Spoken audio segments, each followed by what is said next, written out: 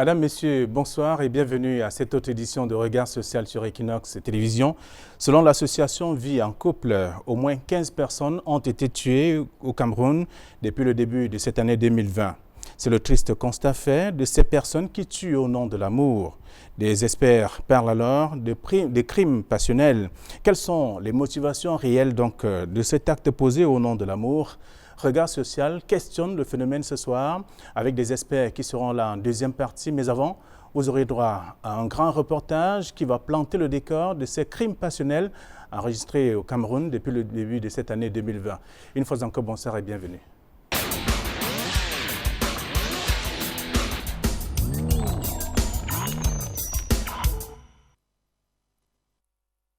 Accident d'amour, depuis le début de cette année 2020, des médias ont relayé certains cas célèbres et d'autres, par contre, sont donc dans l'anonymat. Le reportage qui plante le décor de cette autre édition de Regard social évoque les cas célèbres donc, de cette année en cours, comme vous le savez d'ailleurs. Kribi, Douala et bien entendu des témoignages venus de la région de l'Ouest Cameroun, de l'Est et de l'extrême Nord. Juste après, nous allons accueillir des experts, mais avant, vous avez droit à ceci. Donc ce sont les contraintes. Ce sont des contraintes qu'on s'attend à vivre des choses comme ça. À vivre les séparances qui aboutissent à ôter les vies des parts et d'autres. Donc je ne comprends pas pourquoi. Chacun est né son jour. On se rencontre dans la vie. Nul n'a arrêté la main de l'autre pour qu'on l'aide. Ok, il est comme ça. Même les jumeaux que nos parents accouchent, ça, chacun vient à son tour. Le crime passionnel, c'est ce meurtre-là que quelqu'un peut commettre.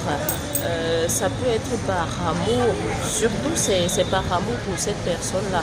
Lorsque quelqu'un se sent déçu, lorsque quelqu'un est déçu d'une personne, c'est ça pour moi qui pousse les uns et les autres à commettre le crime passionnel.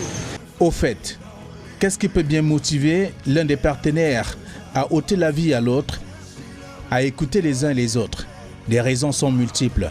J'ai vu un monsieur tuer sa copine parce qu'il avait tellement investi sur la femme, il savait qu'il devait épouser la fille. Mais entre-temps, un homme est venu prendre la fille pour vouloir épouser. Dans les fiançailles, il a constaté et il a dit qu'il a jugé bon de tuer la fille. Après avoir tué la fille, il s'est donné aussi la mort. Un homme qui a eu à ôter la vie à une amie. Il a eu toujours à cause d'une jalousie comme ça, une jalousie extrême. Et je ne sais même pas si les faits étaient fondés. Bon, et la femme était même encore, je crois, enceinte. Donc, il a ôté la vie de deux personnes comme ça, surtout de jalousie. Et vraiment, on n'arrive pas à concevoir cela. La jalousie évoquée ici serait certainement l'une des causes premières des crimes passionnels que l'on enregistre ces dernières années au Cameroun et ailleurs. La femme a escroqué l'homme, qu'est-ce qu'il faut faire? J'ai vu ma femme ou ma petite avec un homme, bon, il tue cette femme, moi je ne sais pas trop. Tu as donné, et pourquoi maintenant tuer? Ce qui est sûr, l'argent que tu dis que tu as donné, on le connaît parce que la femme t'a aussi donné en retour. Moi je trouve que ceux qui font ça, ce sont les gens qui n'arrivent pas à pardonner. On doit apprendre à pardonner. Il faut gâter ce que tu peux arranger. Si tu ne peux pas arranger les choses, tu ne dois pas gâter. Je ne vois pas, quel qu'en soit ce que l'homme ou la femme peut faire à l'autre. Je ne pense pas que quelqu'un peut penser à ôter la vie. Il faut pardonner, mais il faut également avoir confiance en soi lorsqu'on vit en couple. D'aucuns estiment qu'il est difficile de partager le plaisir. Pire encore, celui ou celle qu'on aime. Créer des crimes passionnels, c'est en réalité le manque de confiance en soi. Parce que si j'ai vraiment confiance en moi, je peux reconquérir celle que j'aime et éviter de commettre un crime. Et aussi le dialogue.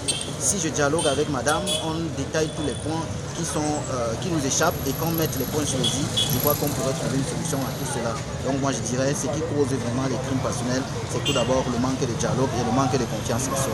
L'être aimé peut bien évidemment commettre lorsqu'il sent que son amour propre est blessé. Aimer une personne, tu ne serais pas la première personne à aimer être déçu. Parce que tout amour a des limites. Bien vrai que tu peux l'éviter en tombant au niveau amoureux d'une autre personne ou amoureuse d'une autre personne. Du nord au sud, de l'est à l'ouest, des crimes passionnels sont de plus en plus enregistrés dans des familles. Tout cela au nom de l'amour. Bien avant les 2 cas enregistrés à Kribi, un couple vivant aux États-Unis a laissé des familles sans voix. Sylvestre Hippolyte Zangaou nous raconte sociaux. Mon beau a divorcé de sa femme il y a quelques temps, il y a peut-être moins d'1 an. Pour commencer l'Europe, on a tout fait. Nous-mêmes, on a essayé d'arranger le problème fatigué. Le gars, il n'était pas pour le divorce. C'est la femme qui a demandé le divorce. On a flatté. Moi-même, j'ai appelé ma épouse, en même temps ma cousine, que mamie, on ne fait pas ça. Elle me dit que tata, vraiment, je ne veux plus rien comprendre. On a tout fait. On a tout fait. Le gars a même pris l'avion, venu ici au Cameroun. Aller chez la famille de la femme. Pas aller à sa maman, fatiguée, flattée, que maman, on ne fait pas ça. Demande à ta fille d'enlever la plainte, le divorce. Ici, chez nous, c'est très difficile. C'est très difficile. Si je divorce avec elle, je n'aurai plus de vie. Mon beau aussi n'a pas pu supporter le fait qu'on l'enlève de la maison, une maison qu'il a achetée. La fille pas porter un blanc avec qui elle vit. Selon la même narratrice, c'est la goutte d'eau qui va déborder le vase. Le gars n'a pas pu supporter. Apparemment, c'était sa semaine pour garder les enfants. Il est donc arrivé. En passant, il a d'abord vu la voiture du blanc. Il n'a pas pu supporter. Il nous a appelé et causé avec monsieur. Monsieur lui a dit que ouais, calme-toi, c'est rien, vraiment. Suppose que tu as tout perdu et tu recommences ta vie. Jusque-là, il dit toujours que je ne peux pas supporter ça. Je ne peux pas construire maison, la femme porte un autre homme pour vivre. Donc quand il a vu dans la voiture à la maison, ça l'a alors révolté. Il est allé, c'est comme ça qu'il a ouvert, il a seulement tiré sur la fille, bam, et il a retourné, il a tiré sur lui. Le temps que son premier fils appelle la police, les 2 étaient déjà au sol. Pour être un peu plus édifiés sur la vie de ce couple, nous nous sommes rendus au quartier Bepanda Douala, au domicile des parents d'Annie. Nous nous y introduisons dans l'espoir de trouver des occupants, mais personne n'est présent. Juste des chaises qui témoignent des moments de rassemblement depuis la survenue de ce drame. Le voisinage nous apprend que la famille a voyagé pour Bamenju, dans la région de l'Ouest, pour des raids liés à la circonstance. Au téléphone, le papa d'Annie, bouleversé par la mort tragique de sa fille, affirme n'être pas encore à mesure de nous révéler quoi que ce soit. J'ai perdu ma fille et elle n'est pas avec nous. Tant que même les enquêtes extérieures, je ne l'ai pas. Je sais quoi vous dire. Je vais vous dire quoi. Moi-même, je suis dans l'ici, je vais vous dire quoi. Mais alors que sa fille est présentée par certains dans les réseaux sociaux comme une femme qui n'a pas été reconnaissante du bien que lui a fait son époux en l'amenant aux États-Unis, le chef de famille tient à faire quelques mises au point. Maintenant, c'est la famille qui a fait le transport. Et là-bas, elle a fait le crédit pour apprendre le travail. Le papa d'Annie botte donc en touche la version selon laquelle sa fille était totalement dépendante de son époux.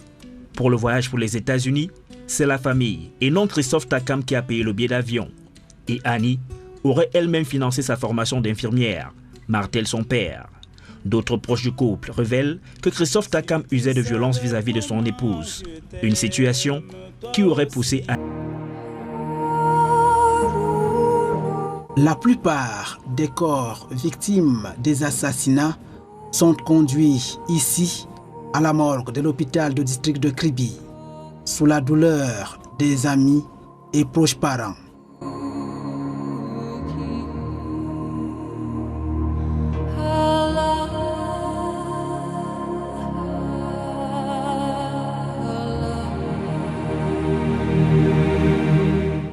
L'écho de ces actions tragiques est relevé dans la presse, conduisant aux analyses de tous ordres par les citoyens.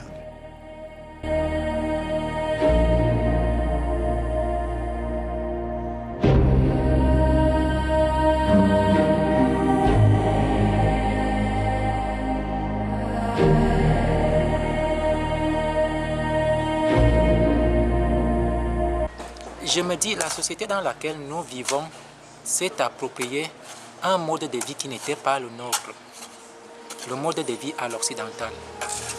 Le mode de vie à l'occidental nous a poussé à nous rendre compte que nous avons perdu notre identité. On parlera, n'est-ce pas,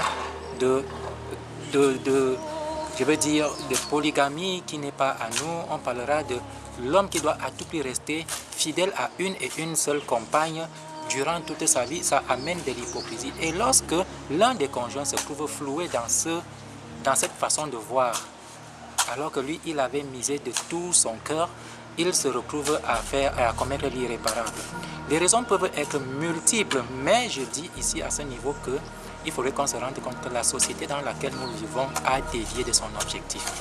Nous avons des enseignements qui ne sont pas les nôtres. Parce que si nous nous réapproprions notre culture, nous comprendrons que ce qui nous paraît pas bien vis-à-vis de ce que les Blancs nous ont enseigné est normal chez nous. Comment concevoir qu'à Douala, à Kribi, à Yaoundé et partout ailleurs, l'on puisse se tuer par amour? Parce qu'on se dit, telle est ma propriété, tu es ma propriété à vie. J'ai même besoin, j'ai envie de dire, au-delà du crime passionnel, ça devient peut-être un pacte qu'on a signé. L'amour n'est pas un pacte.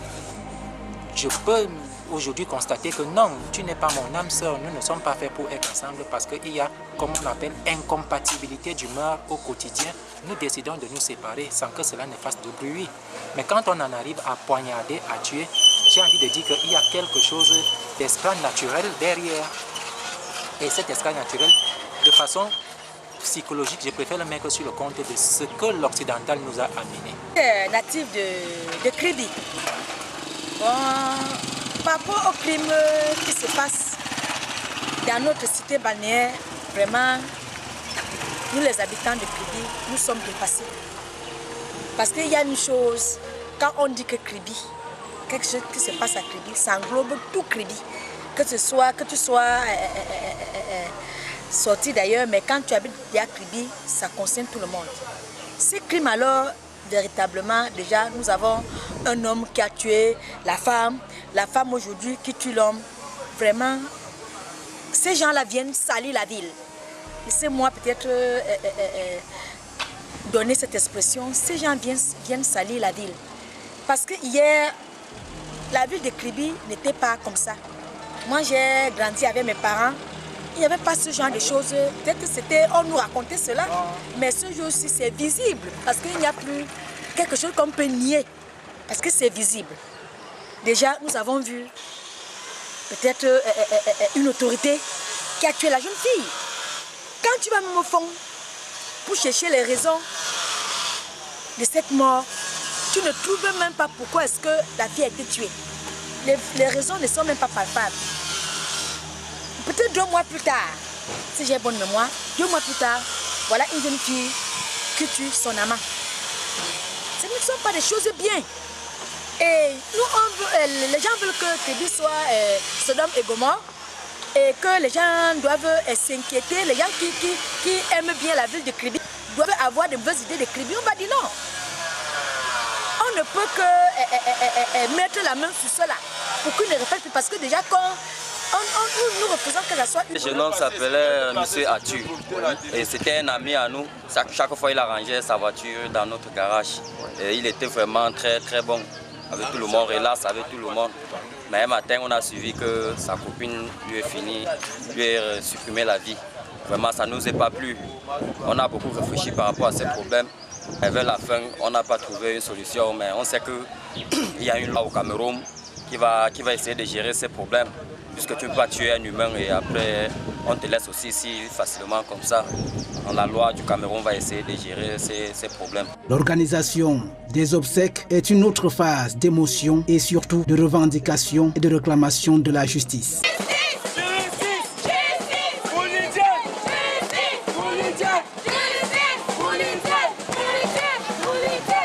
Ces crimes, considérés par certains comme passionnels, préoccupent également les hommes d'église. Dans notre continent et dans notre pays, on fait couler des larmes. Parce qu'il s'agit des vies qui sont détruites, des familles qui sont détruites, une société même qui est détruite. Et c'est toujours avec beaucoup de compassion et d'émotion que je reçois les nouvelles de ces crimes. Et c'est un devoir pour moi, en tant qu'intellectuel et métaphysicien, de fonder une réflexion pour essayer de comprendre ce qui se passe, de quoi il s'agit. Et maintenant, le démon essaie de caricaturer. Il s'est érigé lui aussi comme un père. Et il faut arriver à prouver aux autres entités qu'il est père, qu'il peut pourvoir à leur bonheur. Alors, il se met à voler, à dérober des vies, à dérober des étoiles, à dérober des chances, pour pouvoir lui aussi créer son monde à lui, le monde de la révolte, le monde de la déchéance. C'est ce qui explique aujourd'hui, au niveau métaphysique, ces crimes. Parce que le démon te promet un bonheur qui ne vient pas de lui. Et il t'incite à un sacrifice que tu es obligé de faire pour acquérir ce bonheur. Alors les gens se permettent de tuer devant des organes humains pour arriver à un certain bonheur, alors que c'est du pur mensonge. Le fondement des crimes aujourd'hui, ces crimes rituels, vient donc de ce fondement métaphysique-là. La manifestation de l'amour qui se transforme en cauchemar laisse ainsi des blessures et chacun y va de sa petite idée pour en venir à bout de ces actes qui gangrènent gravement le climat social. Les solutions sont très simples mais difficiles à appliquer. Parce que la solution, si on ne la trouve pas derrière la morale, si on ne trouve pas la solution derrière la religion et donc les saintes écritures, c'est difficile parce que la société a désisté. La société ne joue plus son rôle. Je vais dire, l'État qui est le garant de la morale et de la norme sociale s'est limité à donner des directives. Mais maintenant, pour les appliquer, le père, la mère, la soeur, le voisin, le conjoint doivent prendre le relais. Si je n'enseigne pas à mon enfant aujourd'hui que lorsque tu vis avec cet homme, il faudrait l'accepter tel qu'il est. Lorsque tu vis avec telle femme, il faudrait l'accepter telle qu'elle est. Parce que ce n'est pas toi qui vas changer ce que la nature, en l'occurrence Dieu, a mis 20, 30 ans à bâtir. Ce n'est pas toi qui vas le changer en 6 mois. Ça devient difficile. La tolérance est mutuelle, on en parle comme si c'était un leitmotiv. Mais comment l'appliquer au quotidien? Moi, en tant que parent, je peux commencer à enseigner à mon enfant que tel est borgne, tel est ceci, tel est cela, vis avec lui selon ses habitudes. Pour que plus tard, quand tu seras grand, quand tu as pour socle les saintes écritures, tu te rends compte qu'il n'y a pas d'homme parfait. Il n'y a pas d'ange sur terre. Et comme dit l'adage, vaudrait mieux vivre avec un diable que tu connais qu'un ange que tu ignores. C'est aussi simple que ça. Si on s'approprie cette façon de voir qui est typiquement africaine, nous comprendrons que la plus grande partie de ce qu'on entend par crime passionnel va s'effacer de lui-même. On s'est attaqué au couple. En s'attaquant au couple, on s'attaque aux enfants. On s'attaque aux plus vulnérables. Aujourd'hui, on ne peut plus parler de couple comme tel. Parce que la notion de famille a été détruite. La notion de valeur a été détruite. La notion de fidélité a été détruite. Alors c'est l'humanisme même et l'humanité qui sont aujourd'hui en train de s'effondrer. Et c'est la peur que nous avons parce que nous partons vers un avenir qui n'a pas de fondement, qui n'a pas de racines. On fonde une humanité vers le hasard, vers l'impunité, vers le relatif. Toutes les autres entités qui existent. Cette tête absolue, les traditions religieuses l'appellent Dieu. C'est lui qui nous fait surgir à l'être. Et l'histoire des métaphysiques en général, que ce soit les métaphysiques égyptiennes, grecques, européennes ou africaines, nous montre qu'il y a eu une survenue à l'être, où l'être premier qu'on appelle Dieu a décidé de créer d'autres entités, mais en leur donnant un canevas, une ligne de conduite, une hygiène de vie. Une fois ces entités venues à l'être, ils ont décidé de ne pas suivre l'ordre établi par l'être premier qui est Dieu. Alors on dit qu'il y a eu une révolte. À partir de cette révolte originelle, il y a eu des entités qui sont restées fidèles au canevas tracé par l'être absolu et d'autres qui se sont révoltés. Ceux qui sont révoltés se sont découverts faibles parce qu'il y avait certaines notions liées à la paternité absolue qu'ils n'avaient pas. Par exemple, les êtres révoltés se rendent compte qu'ils ne peuvent pas aimer parce que l'amour vient de Dieu.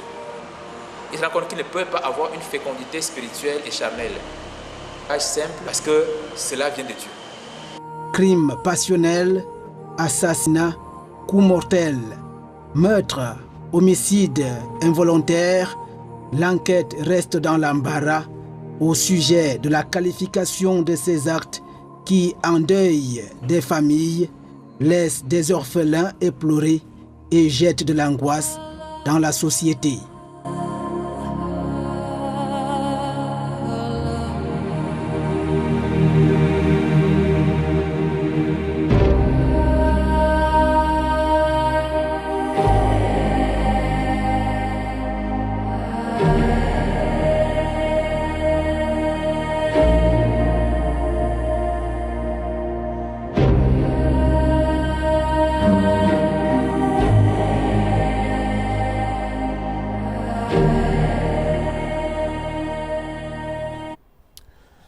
Benjamin Sam est à Bertois, Leclerc Sakem à Bafoussam, Amadou Daïrou est à Maroua et bien entendu Sylvestre Hippolyte Zangaou est ici à Douala. Voilà l'équipe qui a concocté en tout cas ce chef-d'œuvre que vous venez de suivre sous la houlette bien entendu de Dani Warenzede qui est le réalisateur de ce programme Regard Social. Merci donc à tous ces gens qui ont contribué et avec nous sur ce plateau pour comprendre un peu le phénomène des crimes passionnels ou encore l'accident d'amour, comme certains pourraient le penser. Nous avons professeur Ngandjif Noir-Charles. Bonsoir et bienvenue. Bonsoir à vous, bonsoir à vos téléspectateurs et bonsoir aux autres membres du panel, mais sans passion. D'accord. Vous êtes maître de conférence des universités, sociologue, et vous acceptez toujours lorsqu'on vous sollicite pour des cas du genre. On parle plus de regard social.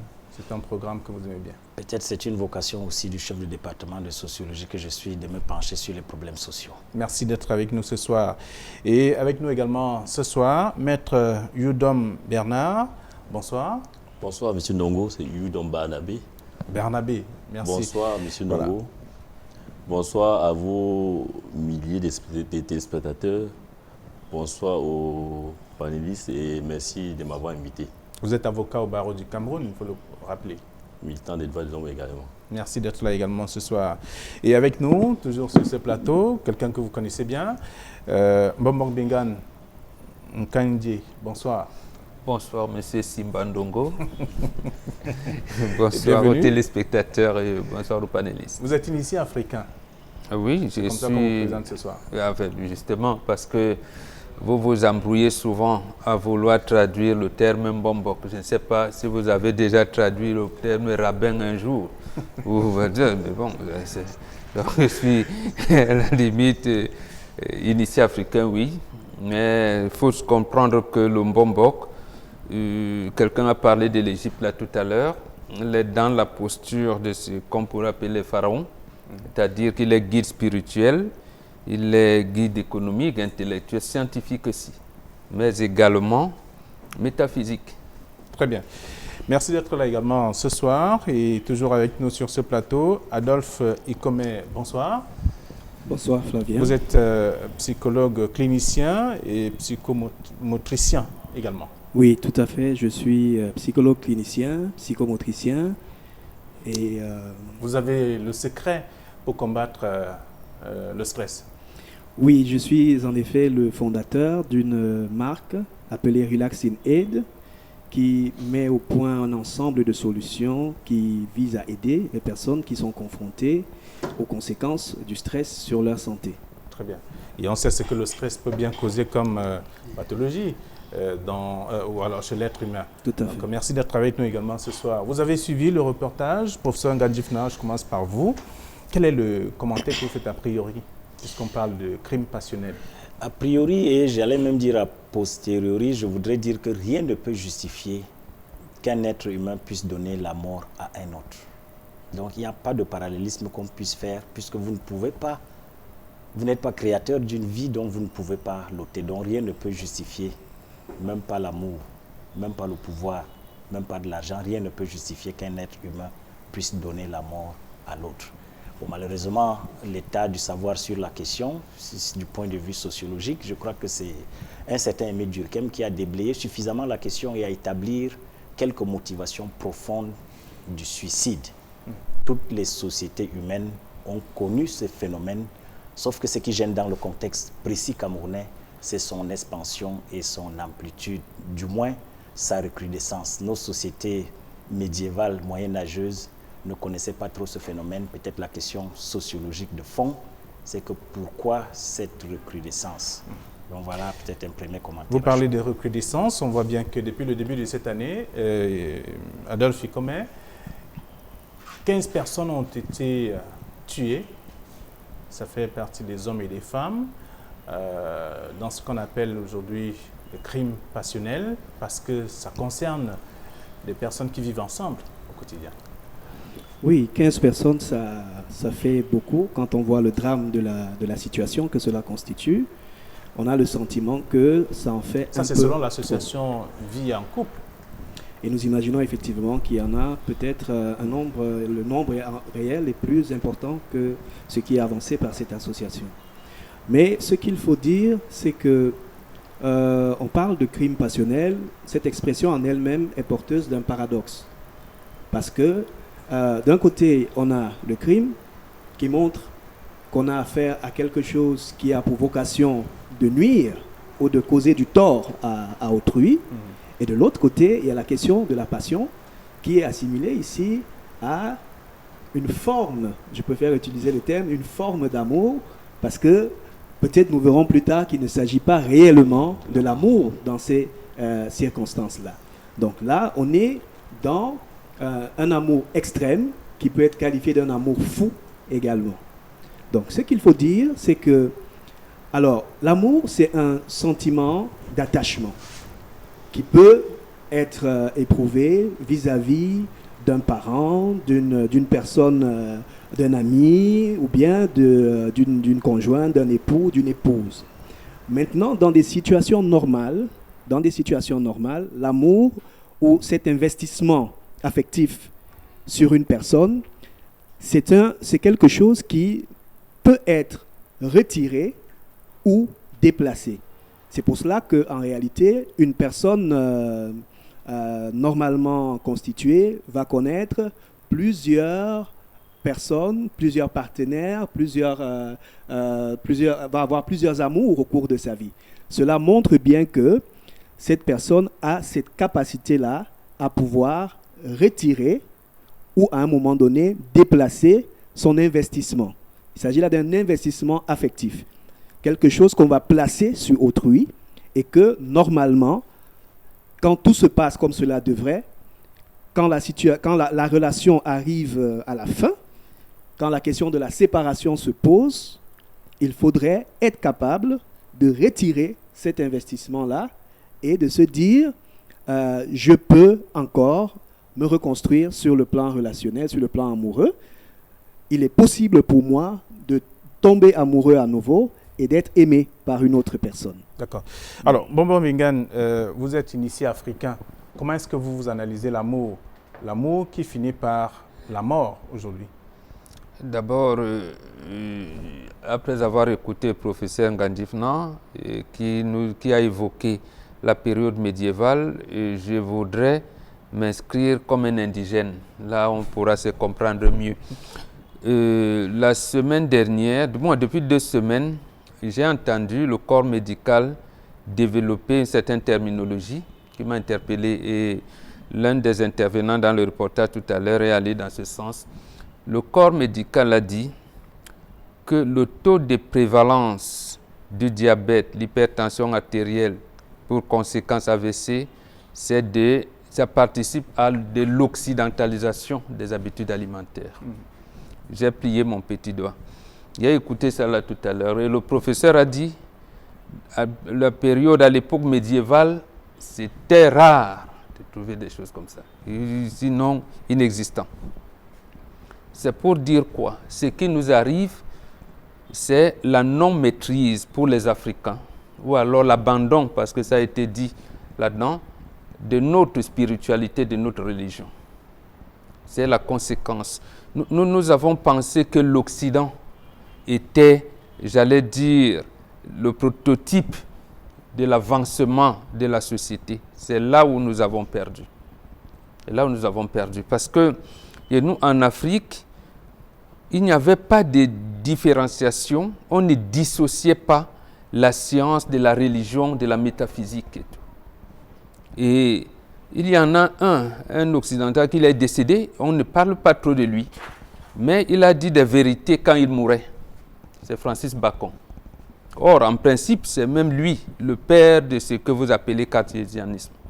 Mais comme il était en porte-à-faux avec eux, on ne veut pas développer ce texte qu'il a découvert chez nous. Il a dit, entre autres choses, on ne peut commander la nature qu'en lui obéissant, c'est-à-dire en obéissant à ses lois.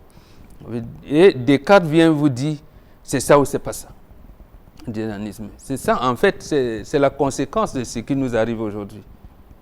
Tu m'aimes, tu ne m'aimes pas, voilà, c'est ça un peu. Or, nous, notre conception, c'est quoi? C'est que le mal et le bien, on les ménage. C'est ça la théorie de la complexité. Le juste milieu. Oui, juste milieu, parce que en fait, c'est le mental africain est élastique. Il peut savoir, il peut dire, il y a de la place pour tout le monde. Or, les Descartes et autres, ils viennent vous dire, ou c'est moi ou c'est lui. S'il est là, moi je ne peux pas être là. Donc, les clivages commencent à naître et c'est ça qui évolue jusqu'à aujourd'hui. Donc, en fait, nous, si on peut, qu'on se comprenne bien, c'est-à-dire pour l'Africain, tout est science, tout est religion, tout est métaphysique. Parce qu'ils sont même, l'Occident est même arrivé à un moment où on a enlevé la métaphysique, on a dissocié la métaphysique de la science. La psychanalyse même, il y a eu ces débats là. Est-ce que le psychanalyse, c'est la science, c'est pas la science? Bon, c'est ça le problème. C'est ça le problème aujourd'hui. Donc, pour l'Africain, premièrement, il fallait maîtriser le réel par le biais des sciences exactes et molles. Deuxième chose qui s'est rattachée à ça, c'est quoi? C'est qu'il faut découvrir l'unité spirituelle, métaphysique de leur expression, c'est-à-dire de l'expression de ces sciences-là. C'est ce que, en votre terme des évolués aujourd'hui, vous parlez du paradigme. Il faut donc maîtriser le paradigme de l'opération mentale qui coordonne la rationalité humaine. C'est de ça qu'il est question ici. Donc, en fait, aujourd'hui, l'un des intervenants l'a dit, il faut revenir, il faudra que les Africains reviennent, se réconcilient avec leur spiritualité et leur religion. D'accord. Alors, Maître Yudom, vous avez également suivi ce reportage. Vous avez, sur le plan juridique également, trouvé quelque chose. Parce que lorsqu'on parle de crime passionnel aujourd'hui, on constate que c'est une personne qui a tué l'autre. Ça peut être l'homme, ça peut être la femme. Oui, M. Ndongo, comme l'a si bien dit le professeur, et nous sommes unanimes là-dessus, nul n'a le droit d'ôter la vie à une autre. Parce que personne n'est capable d'en donner. Alors, voyez-vous, s'il faut définir le crime passionnel, il faut se dire que c'est un meurtre ou une tentative de meurtre dont le mobile principal est la jalousie, la passion et plus même la jalousie amoureuse.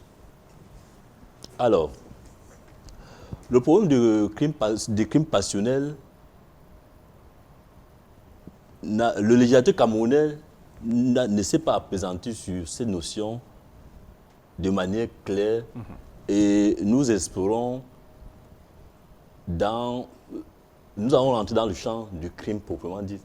Et pour mesurer la gravité du crime passionnel, nous allons vous faire savoir que les infractions sont classées de 3 ordres. Nous avons les contraventions, les délits et les crimes. Et si on fait allusion au crime, ça suppose que c'est la qualification pénale la plus extrême. Et le crime se définit comme une infraction qui est punie d'une peine de mort ou d'une peine privative de liberté au-dessus des 10 ans. Voyez-vous donc que rien ne saurait justifier le crime. Et quand vous avez commis ces crimes-là, votre responsabilité pénale est engagée. Votre responsabilité est engagée sur tous les niveaux.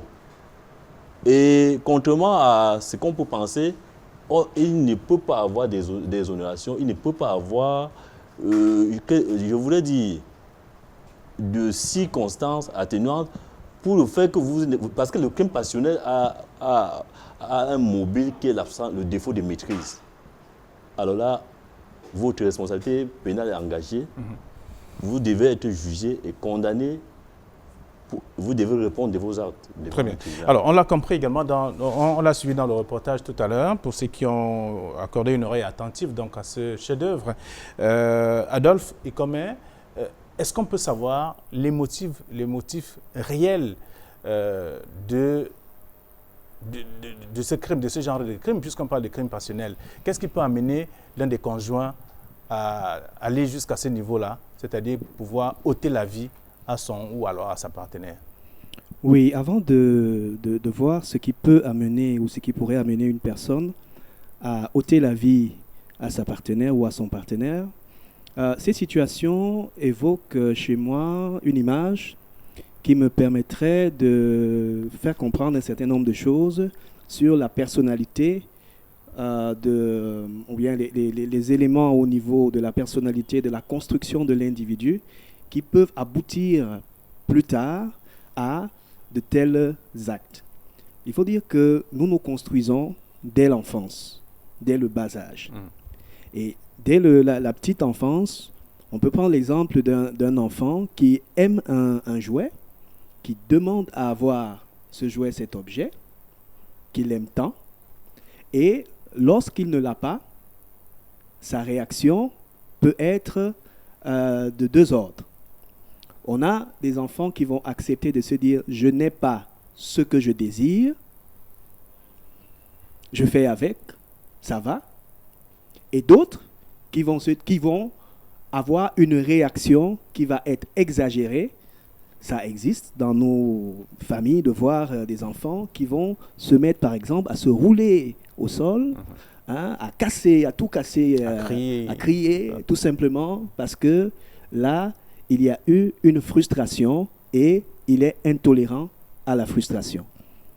Il a un désir qui n'est pas satisfait et ça produit chez lui une réaction exagérée qui montre ce qu'on va appeler chez lui une immaturité.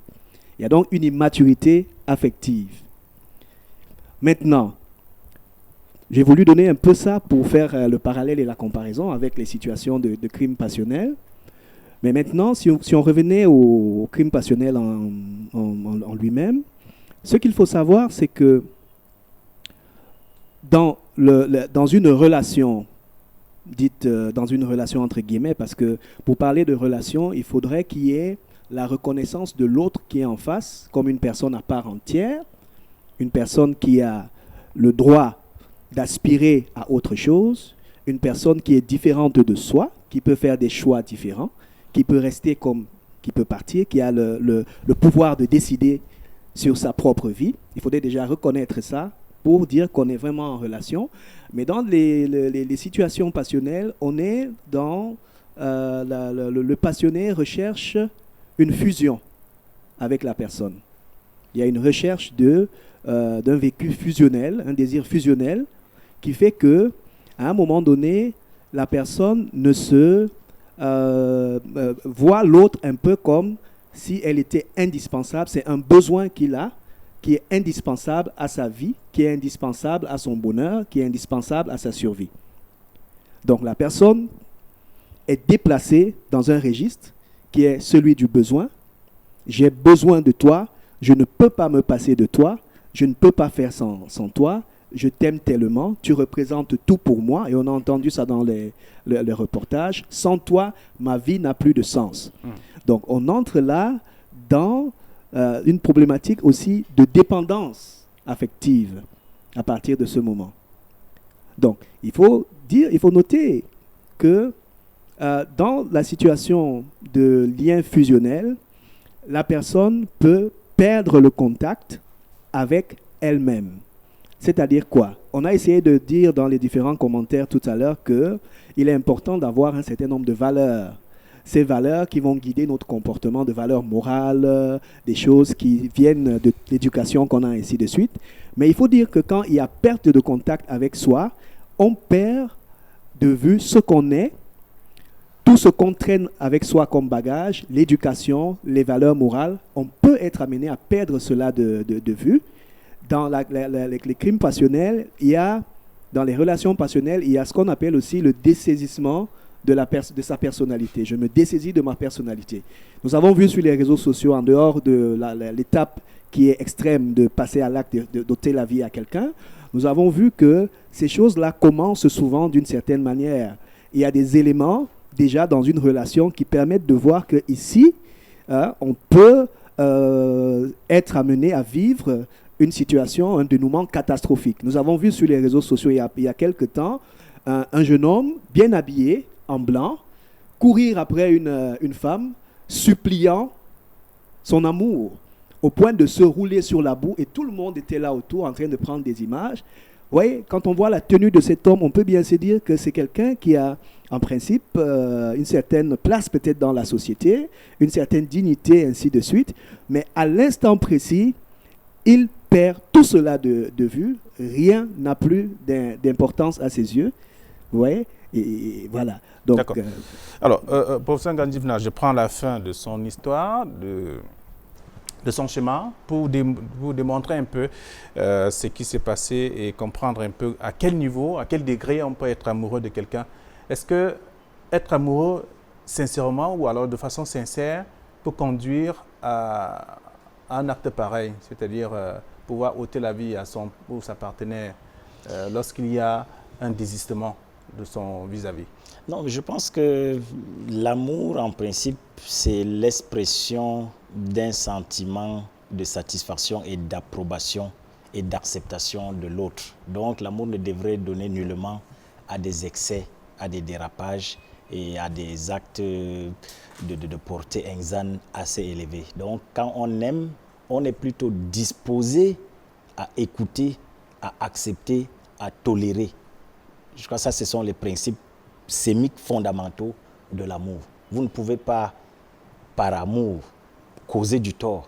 Vous êtes plutôt disposé à accepter les faiblesses, les hauteurs, les grandeurs de la personne avec qui vous vivez. Donc, l'amour ne devrait porter à poser aucun acte délictueux. Est-ce que l'amour est aveugle lorsqu'on observe finalement que parce qu'on aime à l'excès, on finit par poser un acte? L'aveuglement vient peut-être de l'obsession. Et peut-être c'est à ce niveau que la terminologie du mot passionnel intervient. Parce que la passion, en fait, induit un déséquilibre psychologique dans l'action. C'est en fait à ce niveau qu'il faudrait comprendre le dénouement. Donc, c'est en fait l'obsession qui nous porte à être hors de soi. Mais en principe, c'est en fait un aveu d'incompétence, un aveu défaitiste, c'est-à-dire que vous commencez à douter de votre propre personne et vous vous retrouvez donc dans ce travers de poser des actes qui sont à même de doter la vie à l'autre personne. Et peut-être vous me permettez de renchérir un peu la belle analyse faite par Bombok, qui serait synonyme de rabbin, je crois, ou bien. Donc, il est plus que le rabbin. Donc, pour dire qu'en réalité, je crois qu'à l'analyse des reportages que nous avons suivis et la revue de la littérature sur la question des crimes passionnels tourne dans l'ordre hiérarchique d'abord du sexe. C'est-à-dire que le grand pourcentage tourne autour du sexe. Le deuxième argument, ou bien les statistiques démontrent qu'après le sexe intervient maintenant l'argent, donc l'aspect matériel. C'est pourquoi vous avez dû suivre dans le reportage, bon, j'ai investi sur cette femme, j'ai payé le billet d'avion, elle est devenue, ainsi de suite. Et puis en dernier ressort, il y a maintenant le pouvoir, ce qui relève des velléités sectaires ou alors des crimes rituels. Donc vous voyez bien que tournant autour du sexe, on revient donc à cette formule classique de ce que nous vivons. Les 15 cas que vous citez, ce sont des cas déclarés. Je crois que les statistiques sont un peu plus élevées que cela. Oui. Donc c'est pour dire donc que c'est la dénaturation de notre société qui fait que nous sommes portés à une sorte d'occidentalisation. Parce qu'il est établi dans toutes les sociétés africaines bien établies, nous savons tout ce qui se passe dans une cour royale quand nous disons qu'un roi a 40, 50 femmes. Nous savons qu'autour du sexe, l'Africain a un certain détachement.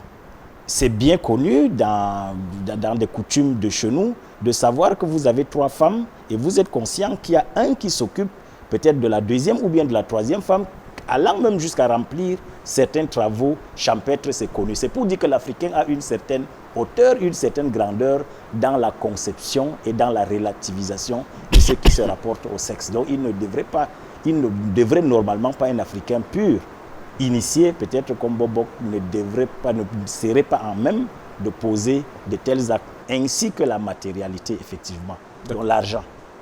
Alors, Bobo Mbingan, vous êtes initié africain. Est-ce que en Afrique, la jalousie devrait exister ou alors est-ce que la jalousie existe? Puisqu'on sait quand même qu'il faut avoir 1, 2, 3, 4, autant de femmes qu'on veut, de votre époque peut-être, pas comme aujourd'hui. Oui, la jalousie, j'allais dire sous le prisme de apporter atteinte à, j'allais dire, aux relations humaines, c'est condamnable. Condamnable sous toutes les formes. Je parle même entre nous deux. Tu as 2 femmes, je n'en ai pas, ou bien tu as fait un vaste échange, je n'en ai pas, non. Il est strictement interdit d'être jaloux, de développer un comportement envieux. C'est condamnable à tout. Maintenant, et l'autre chose, l'Africain considère le mariage comme la recherche du bonheur. C'est pour cette raison que on peut vous trouver une femme et la fille même en question, on peut lui trouver mari.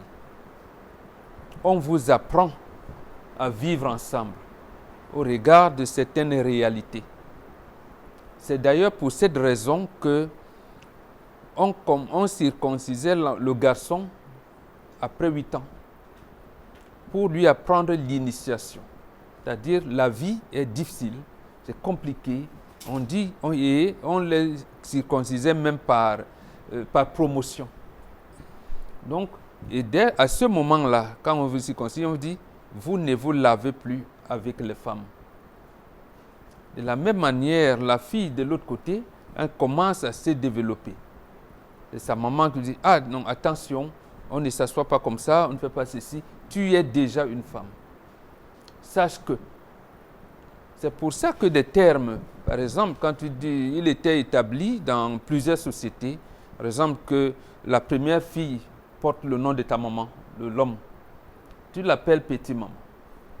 La deuxième fille, nom de votre belle-mère, tu l'appelles comme on appelle la belle-mère. Tu as le nom de ton papa, que même votre propre femme a du mal à appeler le nom du père de son mari. Il y a souvent un nom dans nos langues pour exprimer tout cela. Son fils qui porte le nom de son mari l'appelle mon petit mari. Vous voyez, donc, à toute chose, c'est la recherche du bonheur, c'est une initiation qui se développe autour, ainsi de suite. D'accord. D'où vient-il qu'un des partenaires décide finalement d'ôter la vie à l'autre? Et justement, ça participe de l'occidentalisation. Ça a commencé dans les années 1492. Ils sont là, peuvent nous dire. Lorsqu'on a commencé à européaniser le monde, il y avait 5 grands groupes. Il y avait l'Empire russe, il y avait l'Empire australo-hongrois, il y avait l'Allemagne, la France, l'Angleterre. Donc, on a dit qu'il fallait civiliser les gens. Au point où même 1454, il y a même un pape qui a dit que non, il fallait aller chercher les gens, peut-être que Dieu a donné des gens quelque part pour venir et aider les autres. Vous voyez, c'est comme ça que ça s'est construit au fil des temps. Et on arrive donc à intégrer les habitudes des autres qui ne savent pas ce que c'est que la vie en réalité. Ils ne savent pas. Parce que nous, on sait que la vie ne se limite pas avec nous ici. Parce que l'être humain est constitué en 3 parties. Il y a le corps physique qui va partir. Il y a l'âme qui, en réalité, porte le talent que Dieu a mis en vous. Et il y a l'esprit. Donc, vous savez qu'après, vous allez continuer. C'est pour cette raison que même mort, on dit, je vais sur la tombe de mes ancêtres. je vais parler à mes ancêtres. Donc, en réalité, pour nous, Africains, la vie est continuelle. Donc, il n'est donc hors de question de ôter la vie de quelqu'un.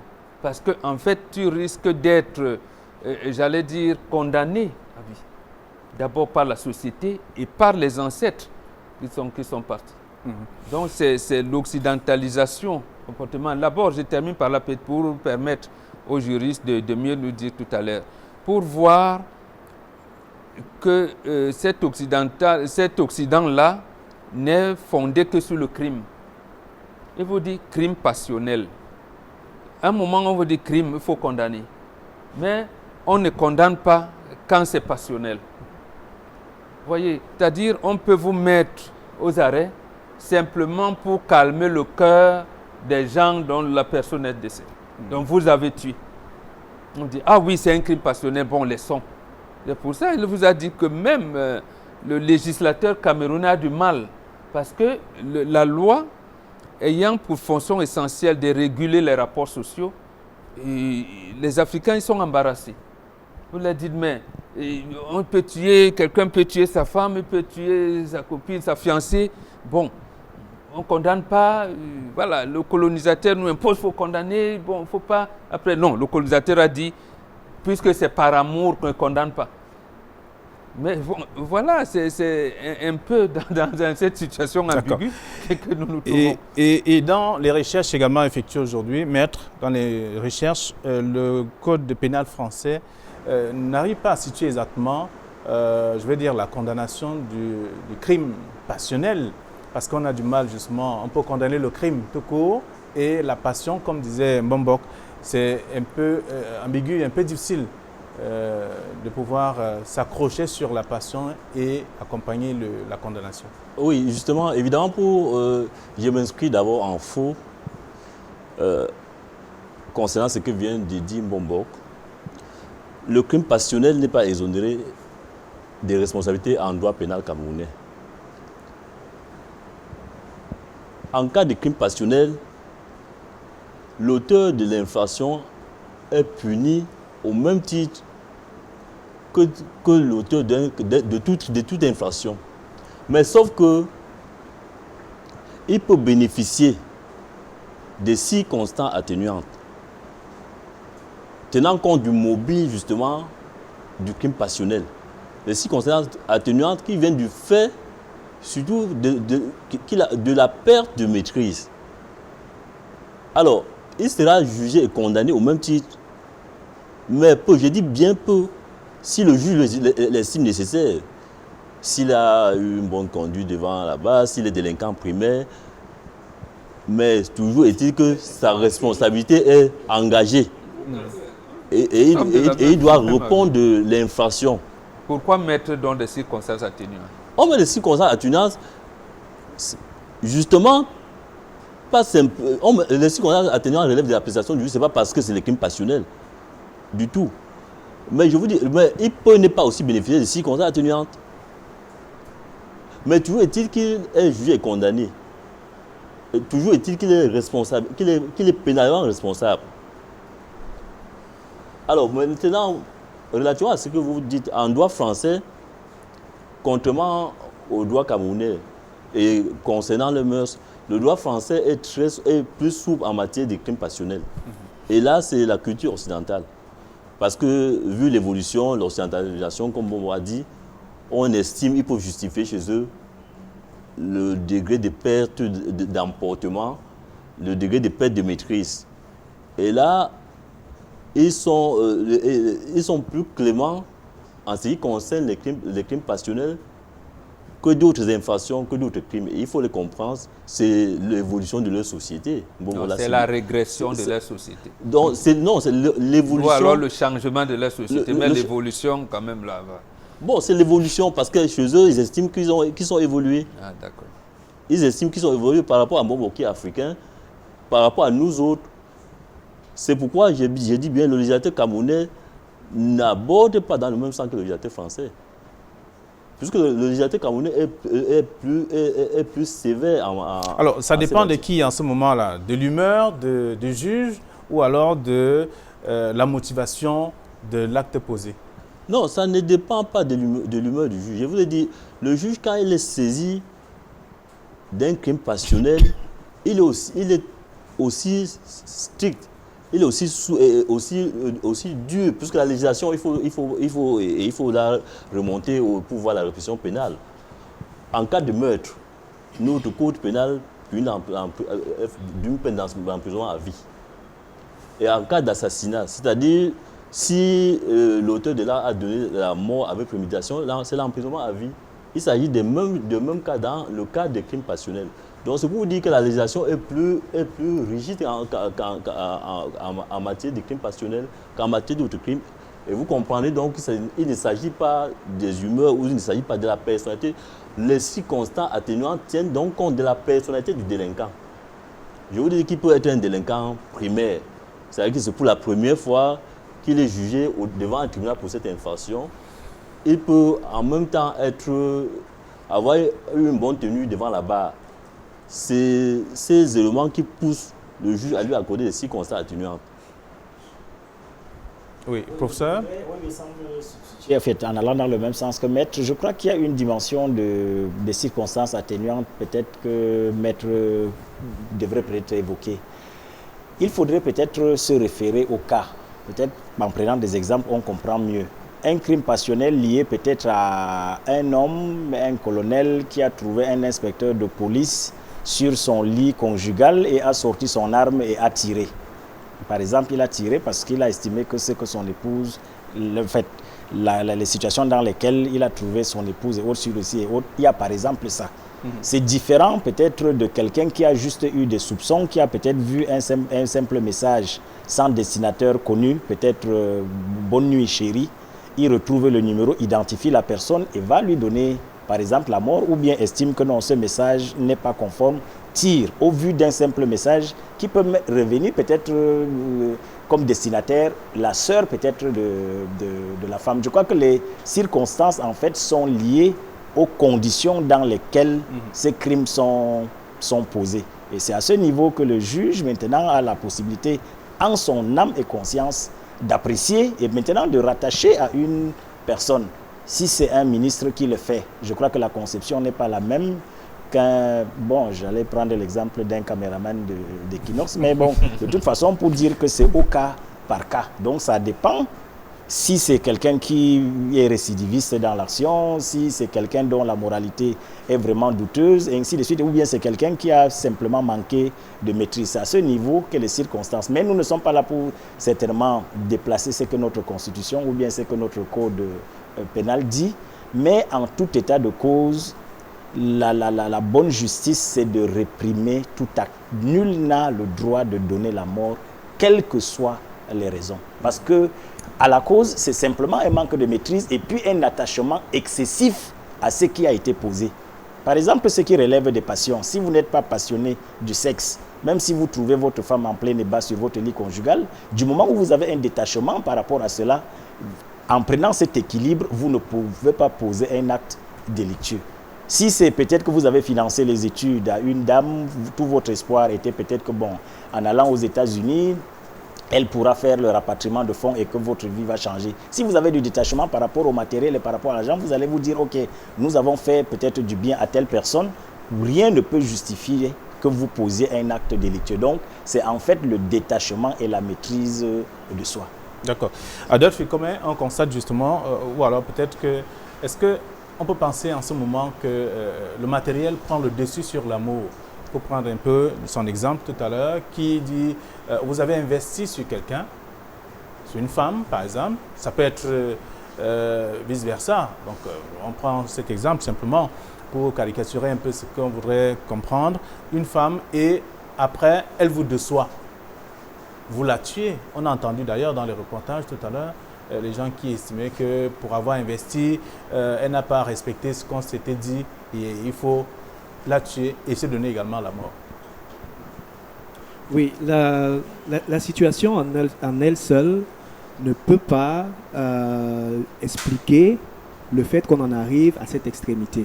C'est-à-dire que le fait que quelqu'un paye ou finance les études d'une autre personne et que cette dernière finit par le décevoir, pris comme ça ne peut pas expliquer comment on arrive à une telle situation dramatique.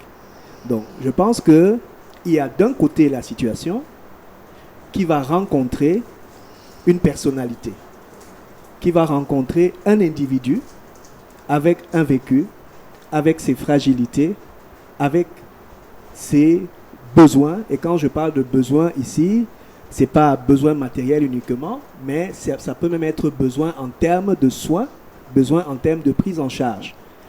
Dans notre société, nous n'avons pas trop l'habitude, surtout pour les hommes, de reconnaître que nous sommes affectés par une situation et encore plus de demander de l'aide autour de nous.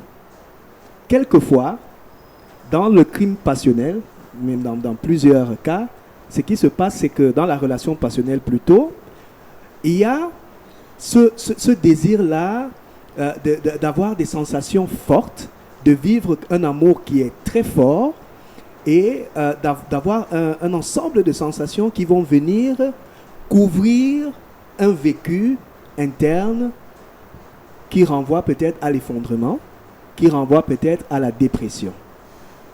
J'ai dit tout à l'heure que la personne qui commet ce crime passionnel, c'est quelqu'un d'abord qui a cherché à avoir une relation où l'autre devient comme un outil, un instrument, quelque chose qui va combler ses besoins. Et donc, qui lui est dans une situation où, en principe, il semble avoir besoin de quelque chose, il semble avoir besoin d'une aide, et il faut à un moment donné que les uns et les autres puissent se dire, face à ce que je vis, face à ce que je ressens, face à ce que j'observe dans ma relation, peut-être il faudrait que je puisse en parler à un professionnel, peut-être il faudrait que je puisse demander de l'aide. Donc, ce n'est pas la situation externe qui détermine cet acte violent. Parce qu'une autre personne, comme l'a dit le professeur, qui est équipée différemment sur le plan psychologique, aurait réagi d'une autre façon. Parce que la séparation, en fait, la capacité à se séparer, c'est en réalité aussi une compétence psychologique. Il a parlé de détachement tout à l'heure. Nous devons avoir cette capacité-là à nous détacher des objets qu'on a investis. Nous devons avoir la capacité de nous séparer des personnes qu'on aime. Parfois, la vie même nous oblige à le faire. Donc, je prends peut-être le dernier cas. C'est celui qui s'est déroulé à Kribi il y a quelques jours seulement. Alors, une dame, selon les témoignages, qui ôte la vie à son copain parce qu'il a un salaire de 100 000.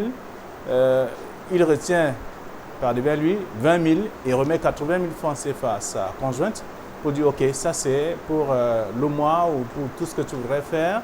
Les 20 000 c'est pour mes déplacements et autres. Elle estime que les 20 000 c'est pour aller donner à une autre femme, que ce n'est pas pour ses besoins personnels. Et c'est de là que part le problème.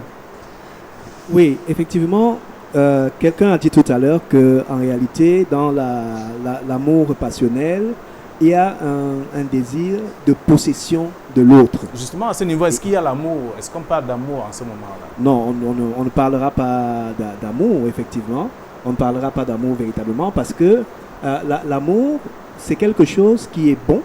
Hein, c'est un sentiment que lorsqu'il existe, ça doit se matérialiser par des actes de bonté, de patience, de tolérance, de compréhension, et ainsi de suite. Et surtout de pardon. De pardon, voilà. Donc, dans ce cas de figure, il ne s'agit pas d'amour, parce que ce que vous devez noter, c'est que la personne qui se dit passionnée n'est pas passionnée de l'autre, mais est passionnée du lien passionnel. C'est-à-dire que ce qu'il aime, ce à quoi il est fortement attaché, c'est tout ce qui se joue dans cette relation-là, qui le bombarde d'un certain nombre de sensations qu'il juge extrêmement agréables, extrêmement bonnes, et desquelles il ne veut pas ou il ne conçoit pas qu'il puisse se séparer. Donc c'est un sentiment extrême, excessif, qui ne peut pas être comparé vraiment à l'amour où on reconnaît l'autre, on se donne pour l'autre, on comprend, on pardonne, on tolère, ainsi de suite. On peut éviter ça, de commettre un crime passionnel dans une relation? On peut éviter de commettre un crime passionnel dans une relation parce que, comme je l'ai dit plus tôt, le crime passionnel, c'est vraiment ce qu'on retrouve, c'est vraiment la situation extrême. Mais avant ça, on peut voir qu'il y a plusieurs personnes qui sont dans des relations où on peut clairement noter qu'il y a une dépendance affective. On peut clairement noter que dans la relation, il y a un qui joue un rôle, n'est-ce pas, trop important dans la vie de l'autre, au point où ce dernier, quelquefois, ne se sent pas la capacité de vivre sans son partenaire et peut même par amour commencer à poser des actes. On voit dans la société des personnes qui, au nom de l'amour, un monsieur responsable commence à se comporter d'une manière critiquable par les autres, un peu comme si il avait perdu la raison. Donc, en ce moment, on se rend déjà compte qu'il y a une relation qui n'est pas saine à partir de ce moment. D'accord. Merci. C'était pour vous permettre justement de céder la place au prélat qui va occuper votre place tout à l'heure. La question de comprendre sur le plan religieux, en fait, c'est que ça représente ce que nous appelons aujourd'hui crime passionnel. Vous vouliez ajouter quelque chose? Merci déjà d'être venu sur ce plateau. Merci à vous de m'avoir invité. Merci également. Oui, je voudrais peut-être ce cas que vous prenez est quand même atypique, de dire qu'un citoyen qui a 100 000 francs de revenus, je crois que c'est peut-être le mot amour à ce niveau est un peu déplacé. Il est plutôt question d'une certaine démence et d'une certaine folie parce que l'amour ne devrait pas justifier. Parce que si déjà il peut remettre 80 000 pour entretenir une femme, elle devrait comprendre que 20 000 francs est insuffisant pour entretenir une autre femme. Donc je crois que dans ce cas, il y a peut-être quelque chose au plan psychologique qu'il faut questionner. Est-ce que moralement, elle est au point? Est-ce qu'il ne s'agit pas d'une folie? Est-ce qu'il ne s'agit pas d'une démence pour cette femme? Bon, et maintenant, sur la dernière question fondamentale que vous avez posée, je crois que de mon point de vue, et comme le disait le psychologue, tout se résume au détachement et peut-être à la conception du latin. Errare est, l'erreur est humaine. Il faudrait se dire que nul n'est parfait, nul n'est infaillible. Donc, chacun peut tomber dans l'erreur et de développer le sentiment de pardon. Et cela ne devrait pas nous amener à certains excès. C'est pour dire, on est tombé, on peut se relever. Donc, je crois que c'est cette hauteur d'esprit, cette assise philosophique qu'il faut faire pour éviter de tomber dans les têtes. D'accord. Alors, je vais prier Mbombo Bingan de me permettre de recevoir Abbé Dr Antoine Ella. Bonsoir. Bonsoir à tous. Oui, d'accord, merci de nous rejoindre sur ce plateau. Vous êtes psychopédagogue, ancien directeur des centres de thérapie et de réinsertion des jeunes toxicomanes de Bourges en France. Vous êtes également curé d'Acom 2. Vous êtes encore curé d'Acom 2? Je suis toujours curé d'Acom 2, oui. D'accord, et en même temps vous êtes enseignant à l'université de Douala. Oui. Oui, merci d'être venu. Alors, vous avez écouté les uns les autres. Et en même temps, le reportage qui plantait le décor de ce sujet, le sujet sur le crime passionnel. Vous êtes parti de Bolova pour ici, il faut le rappeler, ou alors de Kribi. Oui, je voulais d'abord remercier tous ceux qui sont passés avant moi, Bombok, le professeur et tous les autres. C'est avec beaucoup de passion que j'ai écouté les uns et les autres sur ce sujet d'actualité. Et je veux peut-être intervenir en tant qu'homme de Dieu pour apporter peut-être mon point de vue religieux, garant aussi des traditions, pas forcément occidentales comme dirait l'autre, des traditions tout court, parce que je suis aussi africain, je m'identifie comme prêtre africain, je suis très attaché à mes valeurs. C'est un sujet qui est très intéressant et chacun a essayé de l'aborder à son niveau, mais peut-être qu'au niveau religieux, il faudrait revenir sur les données, les paramètres de ce que nous appelons la personne humaine. Si j'avais abordé ce sujet, je dirais que le sujet s'identifie entre trois données. Il y a ce qu'on appelle d'abord l'identité, savoir ce que nous sommes, l'altérité, avec qui on est Et puis aussi ce qu'on appelle la complémentarité. Tout à l'heure, on a beaucoup insisté sur les traditions religieuses, mais les philosophes qui sont là ou qui nous écoutent savent que l'histoire du monde philosophique ou métaphysique s'identifie à 2 maîtres. Hein. Il y a le grand maître spirituel qui s'appelle Abraham dans la Bible, qui nous aide à nous poser la question où est-ce que nous allons. C'est-à-dire que chaque être humain va vers quelque part. Et puis Socrate et ses sujets, connais-toi toi-même, il faut se connaître. Si on part de ces 2 paramètres-là, l'identité, se connaître soi-même et aussi savoir où est-ce que nous allons, on pourra beaucoup insister sur cela. Alors le sujet des crimes passionnels prend toute son ampleur, ou plutôt sa compréhension profonde. Pourquoi est-ce qu'il peut avoir des crimes passionnels? Pourquoi est-ce qu'on peut parler de crimes passionnels? On ne l'a pas beaucoup évoqué, mais je me dis qu'il y a même déjà une antinomie au niveau des termes. Parler de passion et de crime montre déjà l'enjeu qu'il y a derrière. Il y a déjà une dichotomie entre les 2 termes. Le professeur est revenu là-dessus. Je ne peux pas prétendre détruire la vie d'un être que j'aime. Il y a un problème. Il y a là une maladie psychologique. Il y a une crise d'identité à ce niveau-là. On ne peut pas. Donc, dire que j'aime une personne et mon amour pour cette personne me conduit à détruire sa vie, je suis un malade mental. Le psychologue n'a peut-être pas trop insisté, mais j'ai dit il faut partir d'une crise.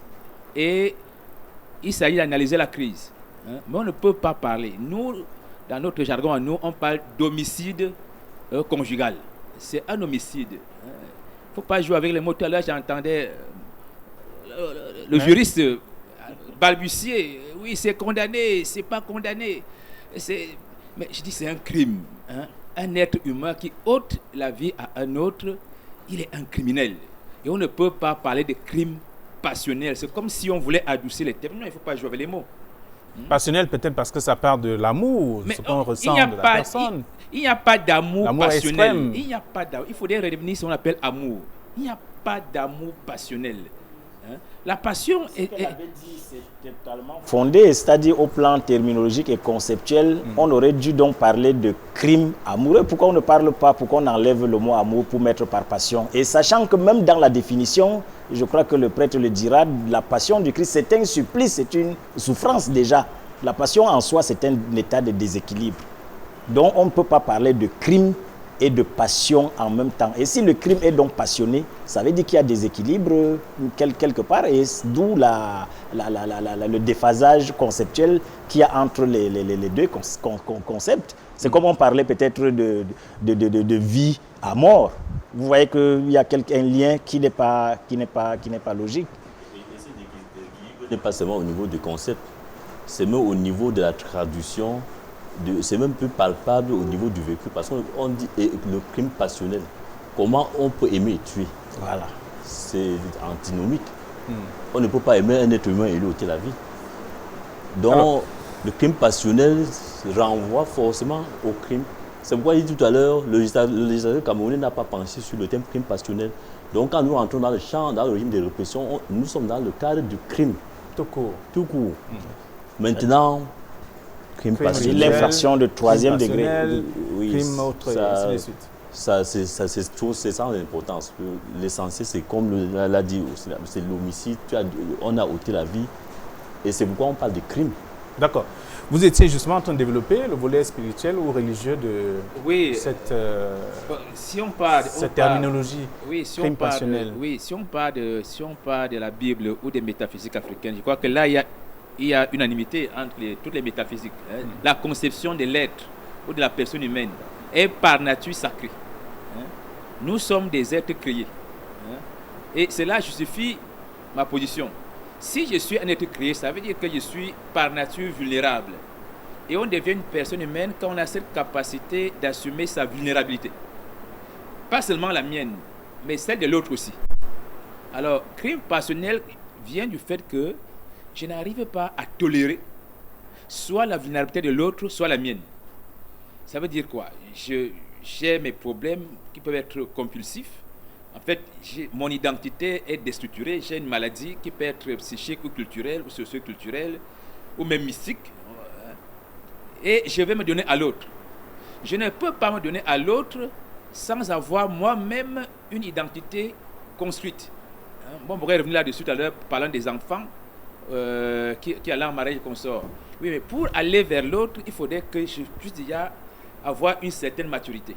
Il faudrait aussi avoir une certaine lucidité, une capacité de me donner à l'autre. Mais si mon moi n'est pas structuré, j'aurai beaucoup de mal à aller vers l'autre. Alors, en allant vers l'autre, j'irai vers lui soit pour le construire, c'est-à-dire je pars vers lui comme étant son Dieu. Alors, sa vie dépend de moi. Et si cette vie qui dépend de moi essaie d'échapper à mes arcanes, alors il faut détruire. Est-ce que l'amour... C'est ce qu'on appelle la possession, dans tous les sens du terme. C'est-à-dire que je me positionne comme étant le détenteur du substrat vital de l'autre. Et je suis maître à n'importe quel moment d'éliminer cette vie parce qu'elle dépend de moi, j'en suis la source. Vous avez une question. Mais alors l'autre problème que je vois là, je ne vais pas vers l'autre parce que l'autre est ma solution. Dans notre jargon spirituel et religieux à l'église, lors du mariage, on dit je me donne à toi pour le meilleur et pour le pire. Je me dis, cette formule-là, il faudrait peut-être la psychanalyser. Je me donne à toi, quel est d'abord l'apport de mon jeu? Je suis qui? Pour me donner à l'autre pour le meilleur et pour le pire. Je parle que c'est à ce moment-là qu'en la notion de pardon et de lucidité. On ne peut pas parler d'amour sans être lucide sur ce que nous sommes, sur ce que nous pouvons apporter à l'autre et ce que nous pouvons recevoir de l'autre. Si je comprends que l'autre est tout pour moi et que l'autre est là pour m'apporter quelque chose, alors je ne peux pas admettre que l'autre se sépare de moi parce que il est tout pour moi. En entendant les témoignages, non, l'autre n'est pas tout pour moi. Il y a la notion de complémentarité qui entre en jeu. L'autre m'apporte quelque chose. Je n'aime pas l'autre pour le construire, pour l'éduquer. Non. J'aime l'autre parce que lui et moi, nous avons un parcours à faire ensemble. La complémentarité. L'autre vient à moi avec ses qualités et ses défauts. Et je vais vers lui avec mes qualités et mes défauts. C'est le fondement de ce qu'on appelle la tolérance et le pardon. D'accord. Alors, Momo Mbenga, on finit par comprendre que c'est un problème, en fait, lorsqu'on parle d'amour, c'est une complémentarité.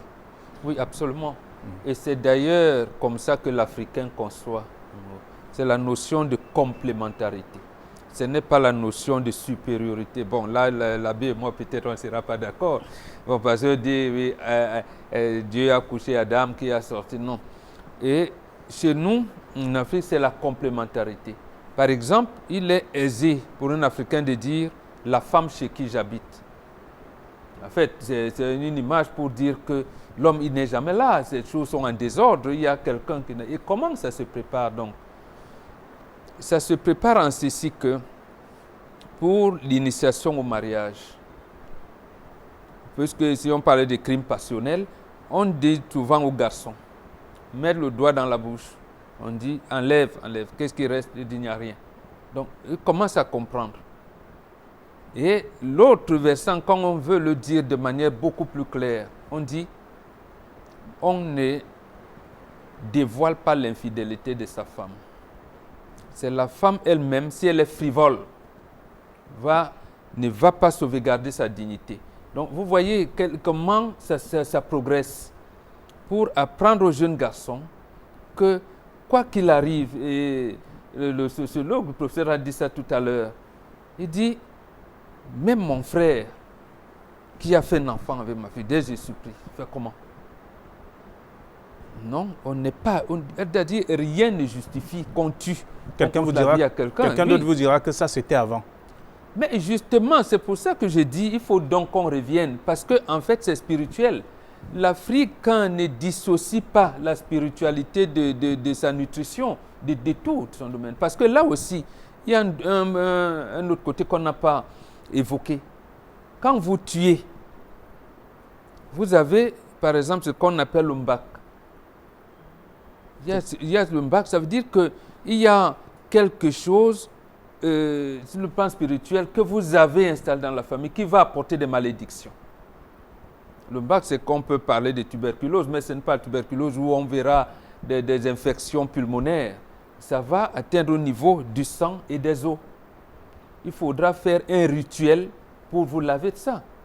Et même dans toute la société africaine, même nos enfants qui sont dans l'armée, les forces et d'autres, quand vous finissez et que vous voulez entrer dans des cercles initiatiques, on vous lave d'abord, y compris les médecins, qui, eux, peut-être, ont ôté la vie parce qu'on voulait sauver la vie, parce qu'il leur arrive souvent de se trouver dans une situation où la maman ou l'enfant, il faut sauver une personne. Là, peut-être l'enfant a 6 mois, si on laisse la grossesse se développer, la maman risque de mourir. Il se trouve des situations comme ça. Nous, ça renvoie à la même chose. Vous avez ôté la vie. Donc, si on ne permet pas, l'Africain ne permet pas d'ôter la vie du fœtus, à plus forte raison, une personne qui est bien établie. Donc, il y a un certain nombre de choses comme ça qui vont affecter, parce que chez nous, même vous parlez de crimes rituels, les deux, par exemple, des États-Unis, leurs enfants doivent être protégés, doivent être lavés, doivent passer un rituel qui risque de se retrouver dans la situation qu'on avait rencontrée ici au lycée bilingue de Daido. Quand vous entendez un élève a poignardé son camarade, a poignardé à mort son camarade. Bon, on va mettre le tramol et tout, je ne dis pas que ça n'existe pas, mais lorsqu'on questionne, là, vous allez vous rendre compte qu'il y a des antériorités, je ne sais pas expliquer. Beaucoup d'ailleurs s'explique aujourd'hui par des choses qui se sont passées à l'époque de Maquis, de ceci, de cela. Donc, voilà comment l'Africain, lui, rien ne vaut la vie. D'accord. Nous allons faire un dernier tour de table parce qu'il est question de comprendre un peu les motivations réelles de ces crimes passionnels que l'on observe depuis quelque temps. Et chaque fois qu'on évoque, on sait déjà qu'il s'agit d'une histoire de mœurs. Finalement, je ne voudrais pas commencer par vous, mais plutôt par Maître qui est là, sur le plan juridique et selon la loi. Qu'est-ce qu'on devrait comprendre? Qu'est-ce qui peut motiver ces crimes? On a épilogué là-dessus, mais maintenant, je crois que pour que ceux qui nous suivent en ce moment comprennent véritablement sur le plan juridique. Sur le plan juridique, rien du tout ne peut motiver ces crimes. Mais nous avons dit qu'à la base, c'est la passion, c'est la jalousie, qui ne sont pas des notions juridiques. C'est le défaut de maîtrise. Et l'infraction en tant que telle est punissable parce que rien ne justifie l'acte qu'on a posé. Rien ne justifie l'homicide, le fait d'avoir ôté la vie à autrui. Aucun mobile, rien ne justifie cela. C'est pourquoi je vous ai dit tout à l'heure que quand vous avez commis l'infraction, même sous le vocable crime passionnel, vous allez répondre de vos actes. Tant sur le plan civil que sur le plan pénal. Et au niveau pénal, vous encourez des peines de sanction. Au niveau civil, les ayants droit doivent bénéficier des intérêts civils en réparation du préjudice civil. Donc, aucun mobile, mais rien. Le législateur n'a pas prévu de mobile qui peut justifier qu'on puisse donner la mort à un être humain parce qu'on l'aime. Donc, rien du tout ne peut justifier cela. D'accord. Merci. Vous êtes avocat au barreau du Cameroun, ça je le rappelle. Tout à fait. Et merci d'être venu sur ce plateau. Professeur, on va sortir les motivations et comment faire s'il faut mettre un terme ou alors éviter qu'il y ait davantage de ces crimes passionnels. Je crois que l'amour dans toutes ses acceptions, qu'au plan dénotatif ou bien au plan connotatif, est d'abord construction et consubtialité, c'est-à-dire corps qui va avec, et pardon, et tolérance et acceptation. Donc, ne devrait pas donner en aucun cas à la mort. Et il faudrait se dire qu'aucun être n'est parfait, mais l'être humain est perfectible. Donc, il n'y a pas de raison à ne pas comprendre que tel est tombé dans une erreur, ainsi de suite et autres. Donc, amour par acception plurielle et totale, c'est d'abord accepter l'autre tel qu'il est, avec ses vices, avec ses vertus, avec ses grandeurs, avec ses faiblesses. Donc, au nom de l'amour, on ne devrait dans tous les cas donner la mort à l'autre. maître de conférences des universités, sociologue. Merci également d'être venu sur ce plateau. Mon père, je veux dire, Abbé Dr Antoine est là. Nous allons sortir de l'émission sur le plan religieux. Qu'est-ce qu'on devrait comprendre du crime passionnel, par exemple? Sur le plan religieux, je voudrais d'abord corriger quelque chose par rapport à mon père et Bombok. Je pense qu'il faut comprendre que le phénomène de crime dont il s'agit ici est transhistorique et transculturel. Il n'est pas question de penser que ça vient de l'Occident. La preuve, c'est que le Bombok lui me dit qu'il y a des rites africains de purification par rapport à ces crimes-là. Ce qui veut donc dire que bien avant l'occidentalisation des peuples africains, ces crimes existaient déjà, c'est là qu'il y a eu des remèdes. Donc je pense qu'il faut penser que c'est un problème qui vient de l'Europe ou de notre entrée à l'Occident. Non, c'est des crimes qui sont liés à l'être humain qui est vulnérable. Alors quant aux motivations au niveau religieux, là je rejoins tous ceux qui ont parlé avant moi en disant qu'en fait je pense que le monde va mal. Parce que on nous a appris que l'être humain est fait et d'inné et d'acquis. Mais aujourd'hui, il y a une donnée qui n'existe plus dans notre système éducatif ou dans l'éducation en général. On ne parle plus de valeurs, que ce soit des valeurs humaines. On parle de maîtrise de soi. On ne parle plus de spiritualité parce qu'on n'a plus de temps. Le capitalisme nous pousse à chercher de l'argent et à ne plus avoir le temps pour se construire et pour entrer en osmose avec l'esprit ou la spiritualité en général. Donc pour moi, le problème est d'abord spirituel au sens où nous avons abandonné la spiritualité. C'est comme si on avait décapité le monde, comme si on avait décapité l'humanité et l'humanisme. Un monde qui fonctionne sans la tête, c'est un monde malade, un monde qui est voué à l'échec. Il faut donc revenir à la spiritualité. Le reste vient de là. Si cette base spirituelle n'est pas construite, que ce soit la spiritualité africaine ou occidentale, je parle de spiritualité tout court. L'être humain est architectonique. Il y a les pieds, il y a le tronc et il y a la tête. Mais ce qui donne corps, ce qui nous fait mouvoir, ce qui nous fait penser, ce qui nous fait nous construire, c'est d'abord la tête. Et la tête pour nous, c'est d'abord l'esprit. Redonner à l'esprit sa première place et tout le reste alors trouvera son compte. Si Dieu a sa première place, je crois qu'il y aura la crainte de l'Éternel qui nous pousserait, quelles que soient les raisons, quelles que soient les causes, à respecter l'autre au moins par crainte de Dieu. Commencement de la sagesse, c'est la crainte de l'Éternel. Pour moi, c'est la solution au problème. Alors, vous êtes curé d'Akomde, merci. Vous avez fait le déplacement de Kribi pour ici.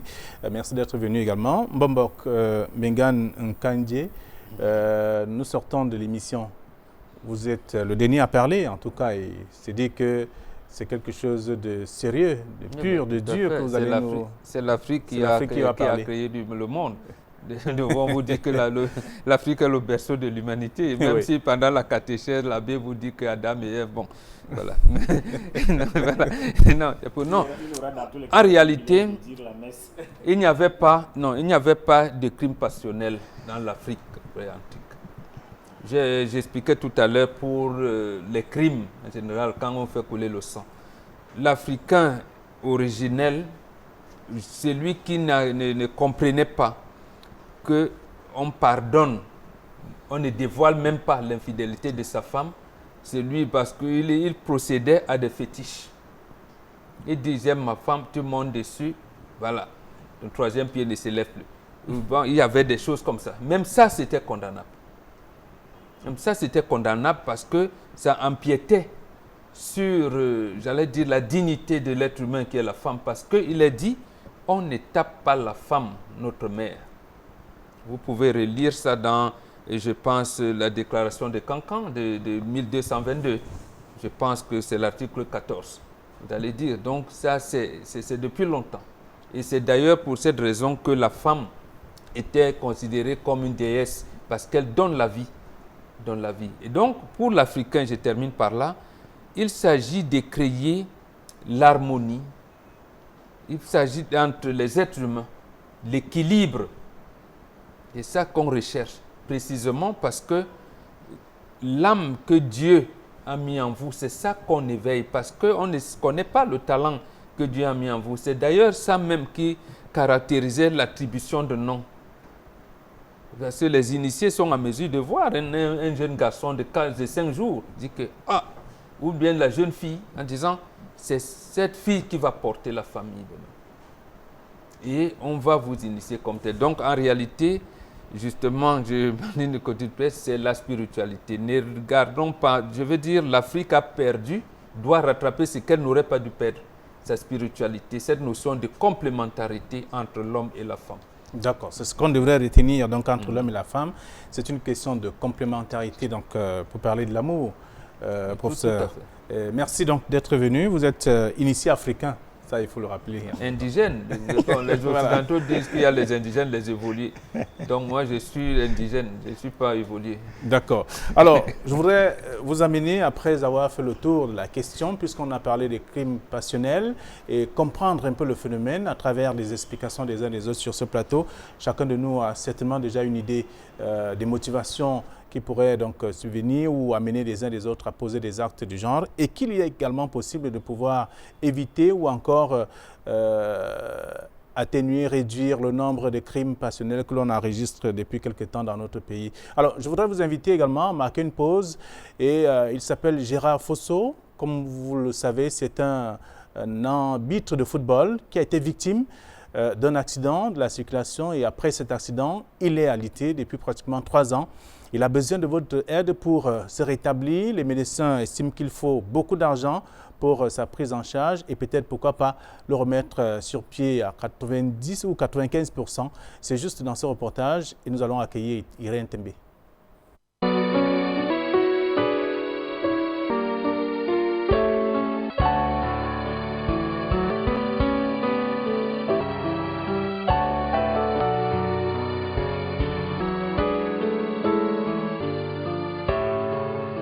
C'est un véritable athlète des temps modernes.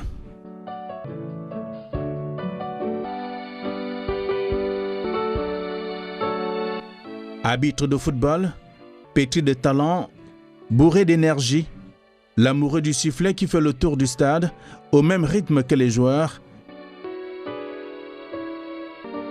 n'est plus sur ses jambes.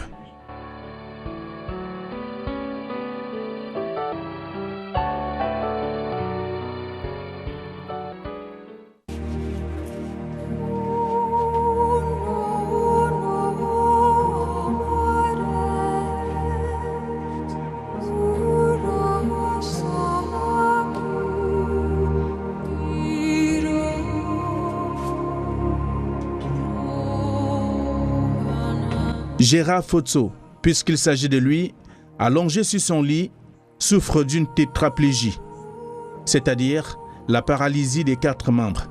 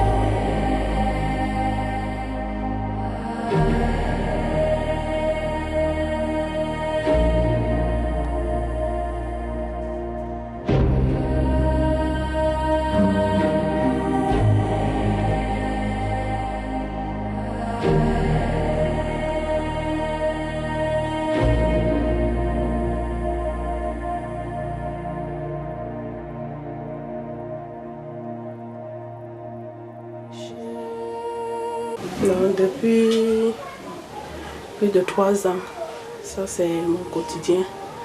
Tous les jours, le nettoyer, le retourner, parce qu'il ne peut pas rester à la même position plus de 2 heures, plus de 3 heures de temps.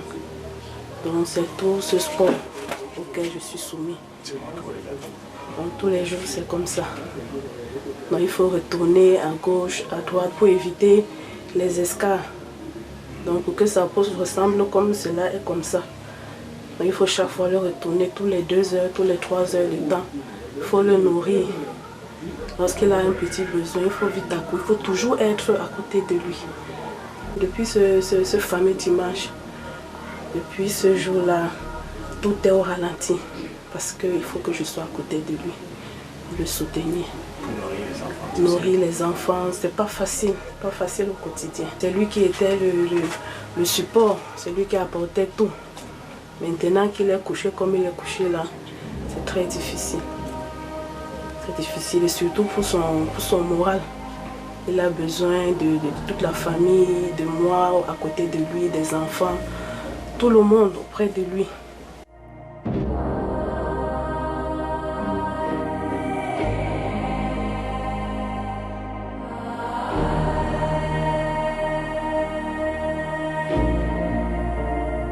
Au sein de la famille, la mine est triste.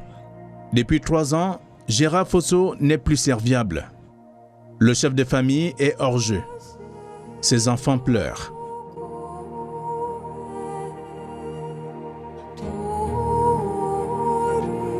Il n'était pas là-bas comme ça. Et c'est son travail qui l'a rendu comme ça. Et il partait travailler pour pouvoir nous nourrir. Donc, j'ai vraiment mal quand il voit mon père qui n'arrive plus à marcher. Et quand nous sommes peut-être en groupe, d'autres personnes parlent de leur père qui sont debout. Ils n'arrivent pas à parler du mien parce qu'il est couché, il a besoin de l'aide et du soutien de mes frères. Donc, j'ai beaucoup mal quand il voit mon père qui est couché et qui n'arrive pas à se lever, qui n'arrive pas à se mouvoir. Chaque matin, quand il me lève, je dois lui brosser les dents. Après ses dents, je dois prendre son bain. Après son bain, je dois lui donner à manger. Parfois, c'est ma mère qui le fait ou ma grand-mère. Chaque jour, on pleure. S'il pouvait se relever comme il était avant, ça allait beaucoup nous plaindre tous. Lors de son départ, il nous a laissés à 6 h du matin. À 11 h, on nous a fait appel en nous disant qu'il a fait... Enfin, si il a fait l'accident comme ça, moi je ne sais pas. Il a fait là-bas général plus de 3 mois, 4 mois. Il m'a envoyé en Bamenda, je l'ai blessé en Bamenda. C'est le problème, c'est qu'en Bamenda a dit qu'on a fait encore l'entrée. Une personne, 2 personnes ne peuvent pas laisser à côté d'elle. Pour te laver, c'est même 4 personnes peuvent le porter, vous mettez dehors pour te laver. Après, je ne sais pas. C'est ça que je prierai. Je fais les genoux en genoux. Tous les enfants d'Afrique, tous les enfants du Cameroun. Que pardon, ils m'aident. Ils me voient comment je suis à côté de leurs enfants. Les amis souffrent comme ça. Que n'importe elle. Il s'agit là de la vie de Gérard Fosso, qui est donc entraîneur de football, qui a quitté les stades il y a pratiquement 3 ans aujourd'hui, à la suite d'un accident de la circulation, alors qu'il allait officier un match de football dans la région de l'Ouest Cameroun. Irène Tembe nous a rejoint. Bonsoir. Bonsoir Flavien. Et bienvenue. Merci. La situation de Gérard Fosso, qui est toujours à la maison jusqu'ici, sans moyens financiers. Tout à fait. Toujours alité, notre cher arbitre. Et nous avons perçu les différentes contributions. Reine-Mère MG, 2000 francs. Yumbi Jacques Adouala, Black and White, 1000 francs. Nicole Anaël Pokam, 1000 francs. Noah Christian, 5000. Bienfaitrice de la mosquée de Biémassi, 1500. Famille Fouadjo, 2500. Dame Julienne depuis Bafoussam, 2000 francs. Jaya Yabea, 2000 francs. Alexis Chamkwe Djani, 2000 francs. Blanchette Sinda, 1000 francs. Antoinette B. Tiadjo Namenou, 5000 francs. Hortense Zopa Yumbissier, 1000 francs. Princesse Josepha Poké, 1500. Ndi Fongashi Elias Moko, 2000 francs. Hussein Doué, 1000 francs. Nana Le Dieu de Rek, 2000 francs. Esther Gamenye épouse Tamo, 2000 francs. Sainte Société Resulcam, 10 000 francs. Famille Simon Eli Angousso, 4 000 francs. Christine de Bafoussam, 1500. Une personne de bonne volonté depuis Aquanor, 1000 francs. Abbé Abba Bensikine à Douala, 1000 francs. Sandrine Lili Kameningangwe, 2000. Anne Blondine Gonjok, 1000 francs. Désiré Bomobo, 1000 francs. Monsieur Noah, 5000. Armin Zekayimge depuis Babadjou, 2500. Gilbert Baudouin Kwemo, 1000 francs. Ronald Aziwingoufo, 7000 francs. Donko Dominique, 1500. Jechonia Henri Chebeyoko de Bafoussam, 5 000 francs. Boudier Kweko Brice, 2 000 francs. Jeanne Ngounier, 2 000 francs. Takounye Simplice Mbe, 2 500. Julienne Donfak, épouse Nitendem, 2 000 francs.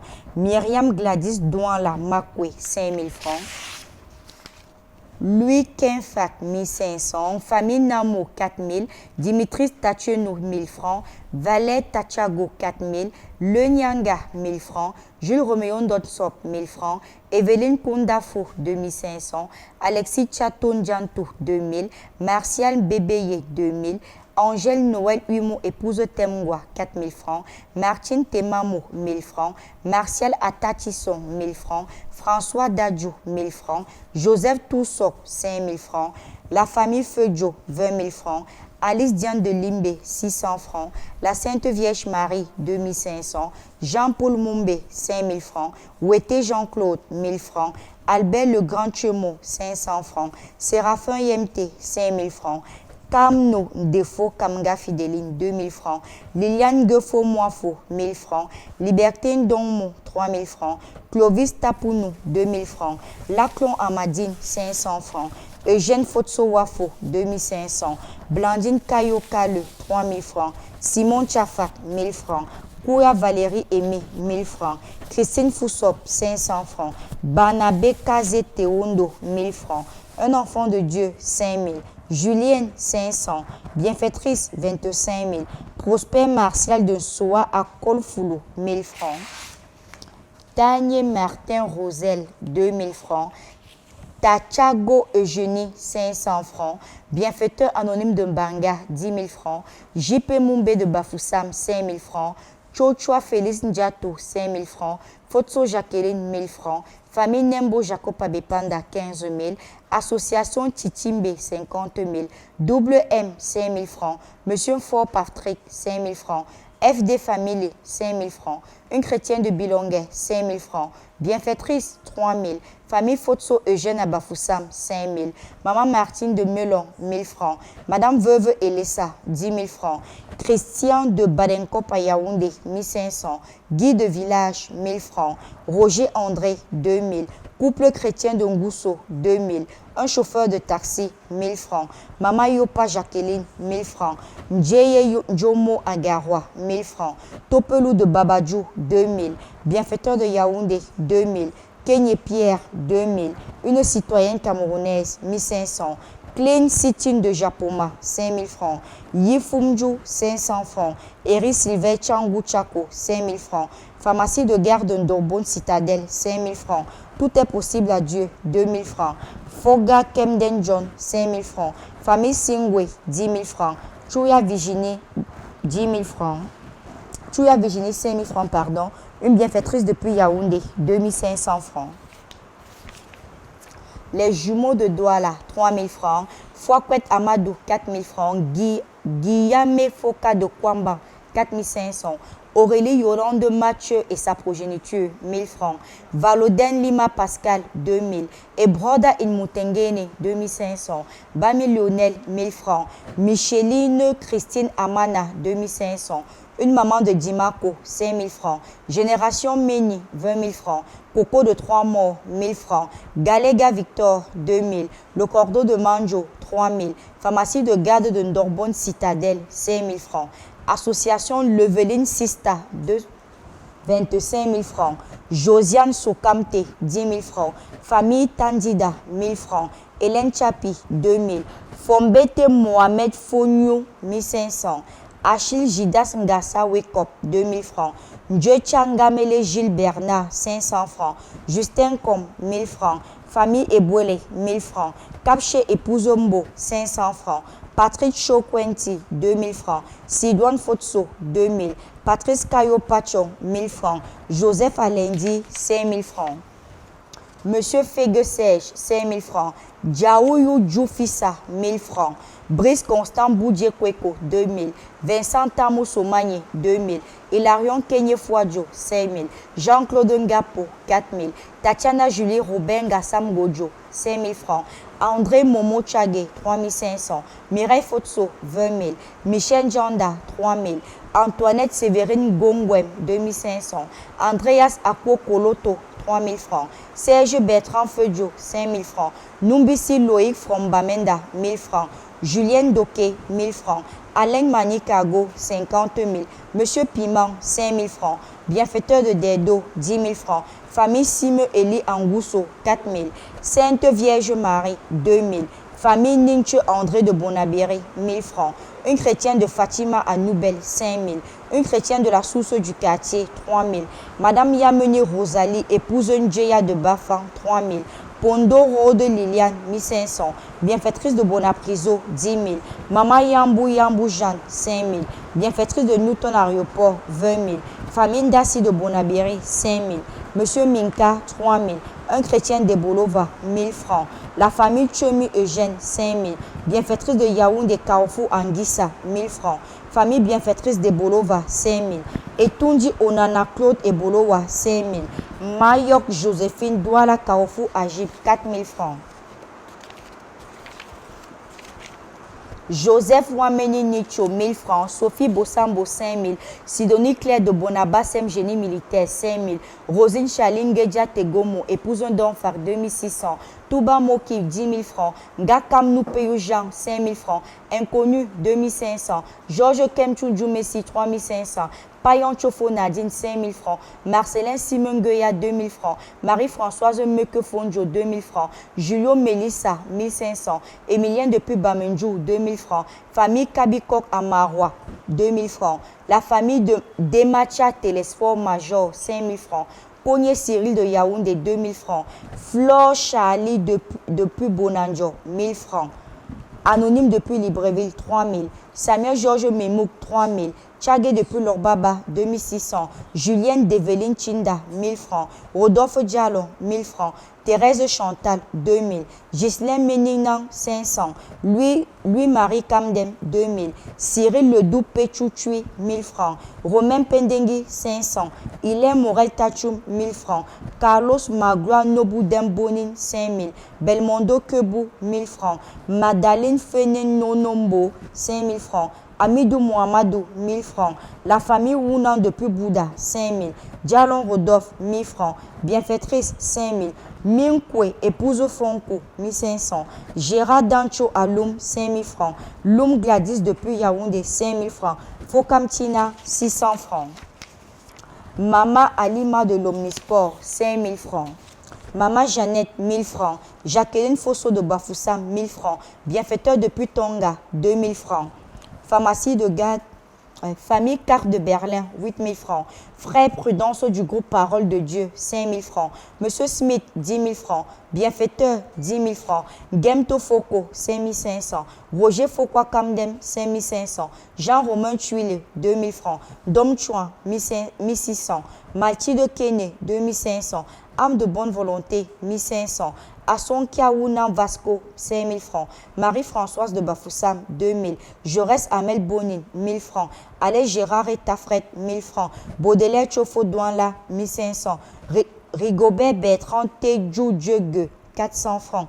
Ernestine Djomessa Sobjo, 5 000 francs. Monsieur Tamdia Fabrice, 10 000 francs. Pali Aurélien Chikaline Defo, 5 000 francs. Emmanuel Sipchepin, 10 000 francs. Marie-Noël Gounou Noupayiye, 2 000 francs. Jean Gakam de Ndorpassi 2, 5 000 francs. Aïssatou Aïe, 2 000 francs. B. Collins, 500 francs. Willy Tanko Tesso, 2 000 francs. Guy Emmanuel Poula, 1 000 francs. Jean Doche Kazé, 2 000. Dongo Gekem Roger André, 2 000 francs. Nous avons un montant de 910 400 francs CFA pour le compte de Gérard Fotso. Gérard Fotso qui est donc toujours couché à son domicile. Il n'est pas à l'hôpital, faute de moyens financiers. Il lui faut, selon les médecins, pratiquement 10 millions de francs CFA pour sa prise en charge, son évacuation sanitaire, selon les spécialistes de la santé. Donc, il a toujours besoin de vous, besoin de votre aide pour être pris en charge. et il attend, il continue d'attendre. Il attend 9 600 000 francs CFA, pour être précis si je me trompe. Donc, ce qui signifie qu'il faut davantage. Nous demandons déjà à nos âmes de bonne volonté, à nos chers bienfaiteurs de mettre la machine de la solidarité en marche via les numéros de téléphone qui s'affichent au bas de votre petit écran, à savoir le 690 50 50 94 ou le 675 35 25 16. Et bien vouloir préciser par SMS votre nom, le cas social pour lequel vous êtes en train de contribuer et le montant pour lequel vous avez contribué. D'accord, je rappelle qu'il s'agit de Gérard Fosso qui est donc arbitre de football à l'IT depuis pratiquement 3 ans. Oui. Il a besoin de votre soutien. Alors, il y a un autre cas également ce soir, le cas Morodjar Natou, qui était également sur ce plateau il y a environ 2 semaines. Elle a bénéficié de quelques contributions aussi. Oui, nous avons le cas de notre Natou, que nous appelons affectueusement, qui, lors de son passage sur ce plateau le 1er octobre dernier, a bénéficié de certaines contributions. Et les différentes contributions sont les suivantes. Tabet 5 000 francs, Ruben Tiako 2 000 francs, Claire Sidonie de Bonaba 5 000 francs, Étienne William Moiro 1 000 francs, Françoise Massé 7 000, Valier Urisson 3 000, Hélène Morel 1 000 francs, Christiane Mafoya Gegam 2 000 francs, B. Colin 500 francs, Enes Yamechu 5 000 francs, Sylvie Povossi 2 000 francs, Chérou Dikome 10 000 francs, Abdoulaye Ché 1 000 francs, Elsie Mipo Diowo 10 000 francs, Idril Wandi 1 000 francs, Ndome Ekwalanjo 3 000 francs, Maté Dieute 2 000 francs, Boumeni 10 000 francs, une chrétienne de la paroisse Saint-Joseph de Bonabéry 10 000 francs, Bongo Vincent 20 000 francs, Eyenti 5 000 francs, Chouta Fonga épouse Fotso 10 000 francs, Mélie de Yaoundé 500 francs, Jules Lecoin 3 000 francs, Payang Patrick Martial 2 000 francs, bienfaiteur de Ndorbonne 2 500, une chrétienne de l'église évangélique de Diboum 2 000 francs, Fouet Jobeline Gaël de Bonabéry 1 000 francs, Abdoulaye Ibnou 5 000 francs, Albert 1 000 francs, famille Tandida Evelyne 1 000 francs, bienfaitrice 10 000, un bienfaiteur 1 000 francs, Madame Aubaine Solange de Bobongo Petit Paris 2 000 francs, une sœur APK 17 500 francs, une retraitée grand-mère Bonamoussa 5 000 francs, bienfaiteur 5 000 francs, Génération Méni 20 000 francs, Maman Jeannette 1 000 francs, bienfaitrice de Douala 3 000, Kemayou Fetso 3 000, une chrétienne 5 000, Wambo 1 000 francs, la famille Koum de Bali 1 500, un bienfaiteur d'Espagne 25 000, une mère de la Pologne 3 000 francs, docteur Emapi 20 000 francs, Fali de Derdo 3 000 francs, Sali Babame Amenganga 500 francs, pharmacie de garde Ndorbonne Citadelle 6 000 francs, bienfaitrice 20 000 francs, Fram Bakayoko 5 000 francs, un groupe de paroliens de Tcham 5 000 francs, couple sensible de Tougebe 1100 francs, Sandra Zego 1000 francs, Angèle Flore Manowa Fouacho 2 000 francs, Nangue Dominique 5 000 francs, Géraldine Oyou Azi 1000 francs, Solange Ndormo Sonfa 2 000 francs, Louis Nyombe 500 francs, Delphine Chen 500 francs, Valette Tachago 3 000 francs, Gadiou Noubissi 2 500, Arnaud Bolin Bemo Kenfak 500 francs, Cynthia Ivana Djomachua Itembe 1000 francs, Luciano Martien Zoudom Tema 1000 francs, Belinda Leptingue 1500, Maï Amadou 2000, Josa Sokamte 10 000, Madame Ayou Korok de Boya 2500, Maître Chamo 20 000 francs, Yemen Mecha 500 francs, bienfaiteur 5 000 francs, Maman Nicolette à Dizongue 2 000 francs, Famille Koto 5 000 francs, Claude Tafo 1000 francs, Vanessa Bibiche Django 1000 francs, Nathalie Florence Makam 500, Juda Amadou 100 francs, Famille Sadio Gep de Bameka 1000 francs, Touyem Jobeline Gaël de Douala 1000 francs, Famille Jomo Mathieu de Chichi 5000 francs, Léonard de Douala 1000 francs, CO de Linda 1500, Rachel Megaï Douala 1500, Mama Chokonte Bopier 2500 francs. Nous avons pour le cas de notre jeune Nato que nous appelons affectueusement la somme de 299 100 francs CFA. Très bien. Nato qui est passé, tel que vous l'appelez, qui est passé sur ce plateau, c'était le 1er octobre dernier. D'accord. Nous allons vous dire merci d'être venu. Nato n'a pas que besoin de soutien financier, elle a besoin de faire quelque chose, de retourner à l'école ou d'exercer une activité. Donc ce sont ses besoins de toute façon exprimée ici. Tout à fait. Et nous continuons à dire à nos chers bienfaiteurs, nous les remercions déjà pour le cri de cœur et nous les exhortons à continuer à mettre la machine de la solidarité en marche via les numéros de téléphone qui s'affichent au bas de votre petit écran, à savoir le 690 50 50 94 ou le 675 35 25 16. Et bien vouloir préciser par SMS votre nom, le montant pour lequel vous avez contribué et le cas social pour lequel vous avez contribué.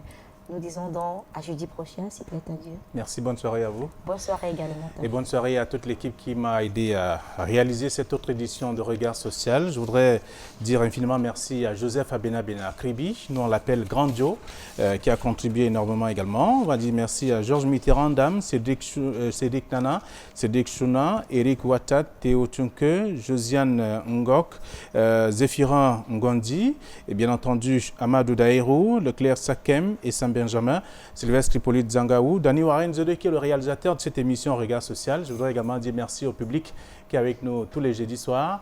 Madame, Messieurs, je suis Flavien Dongo. Bonne soirée à tous.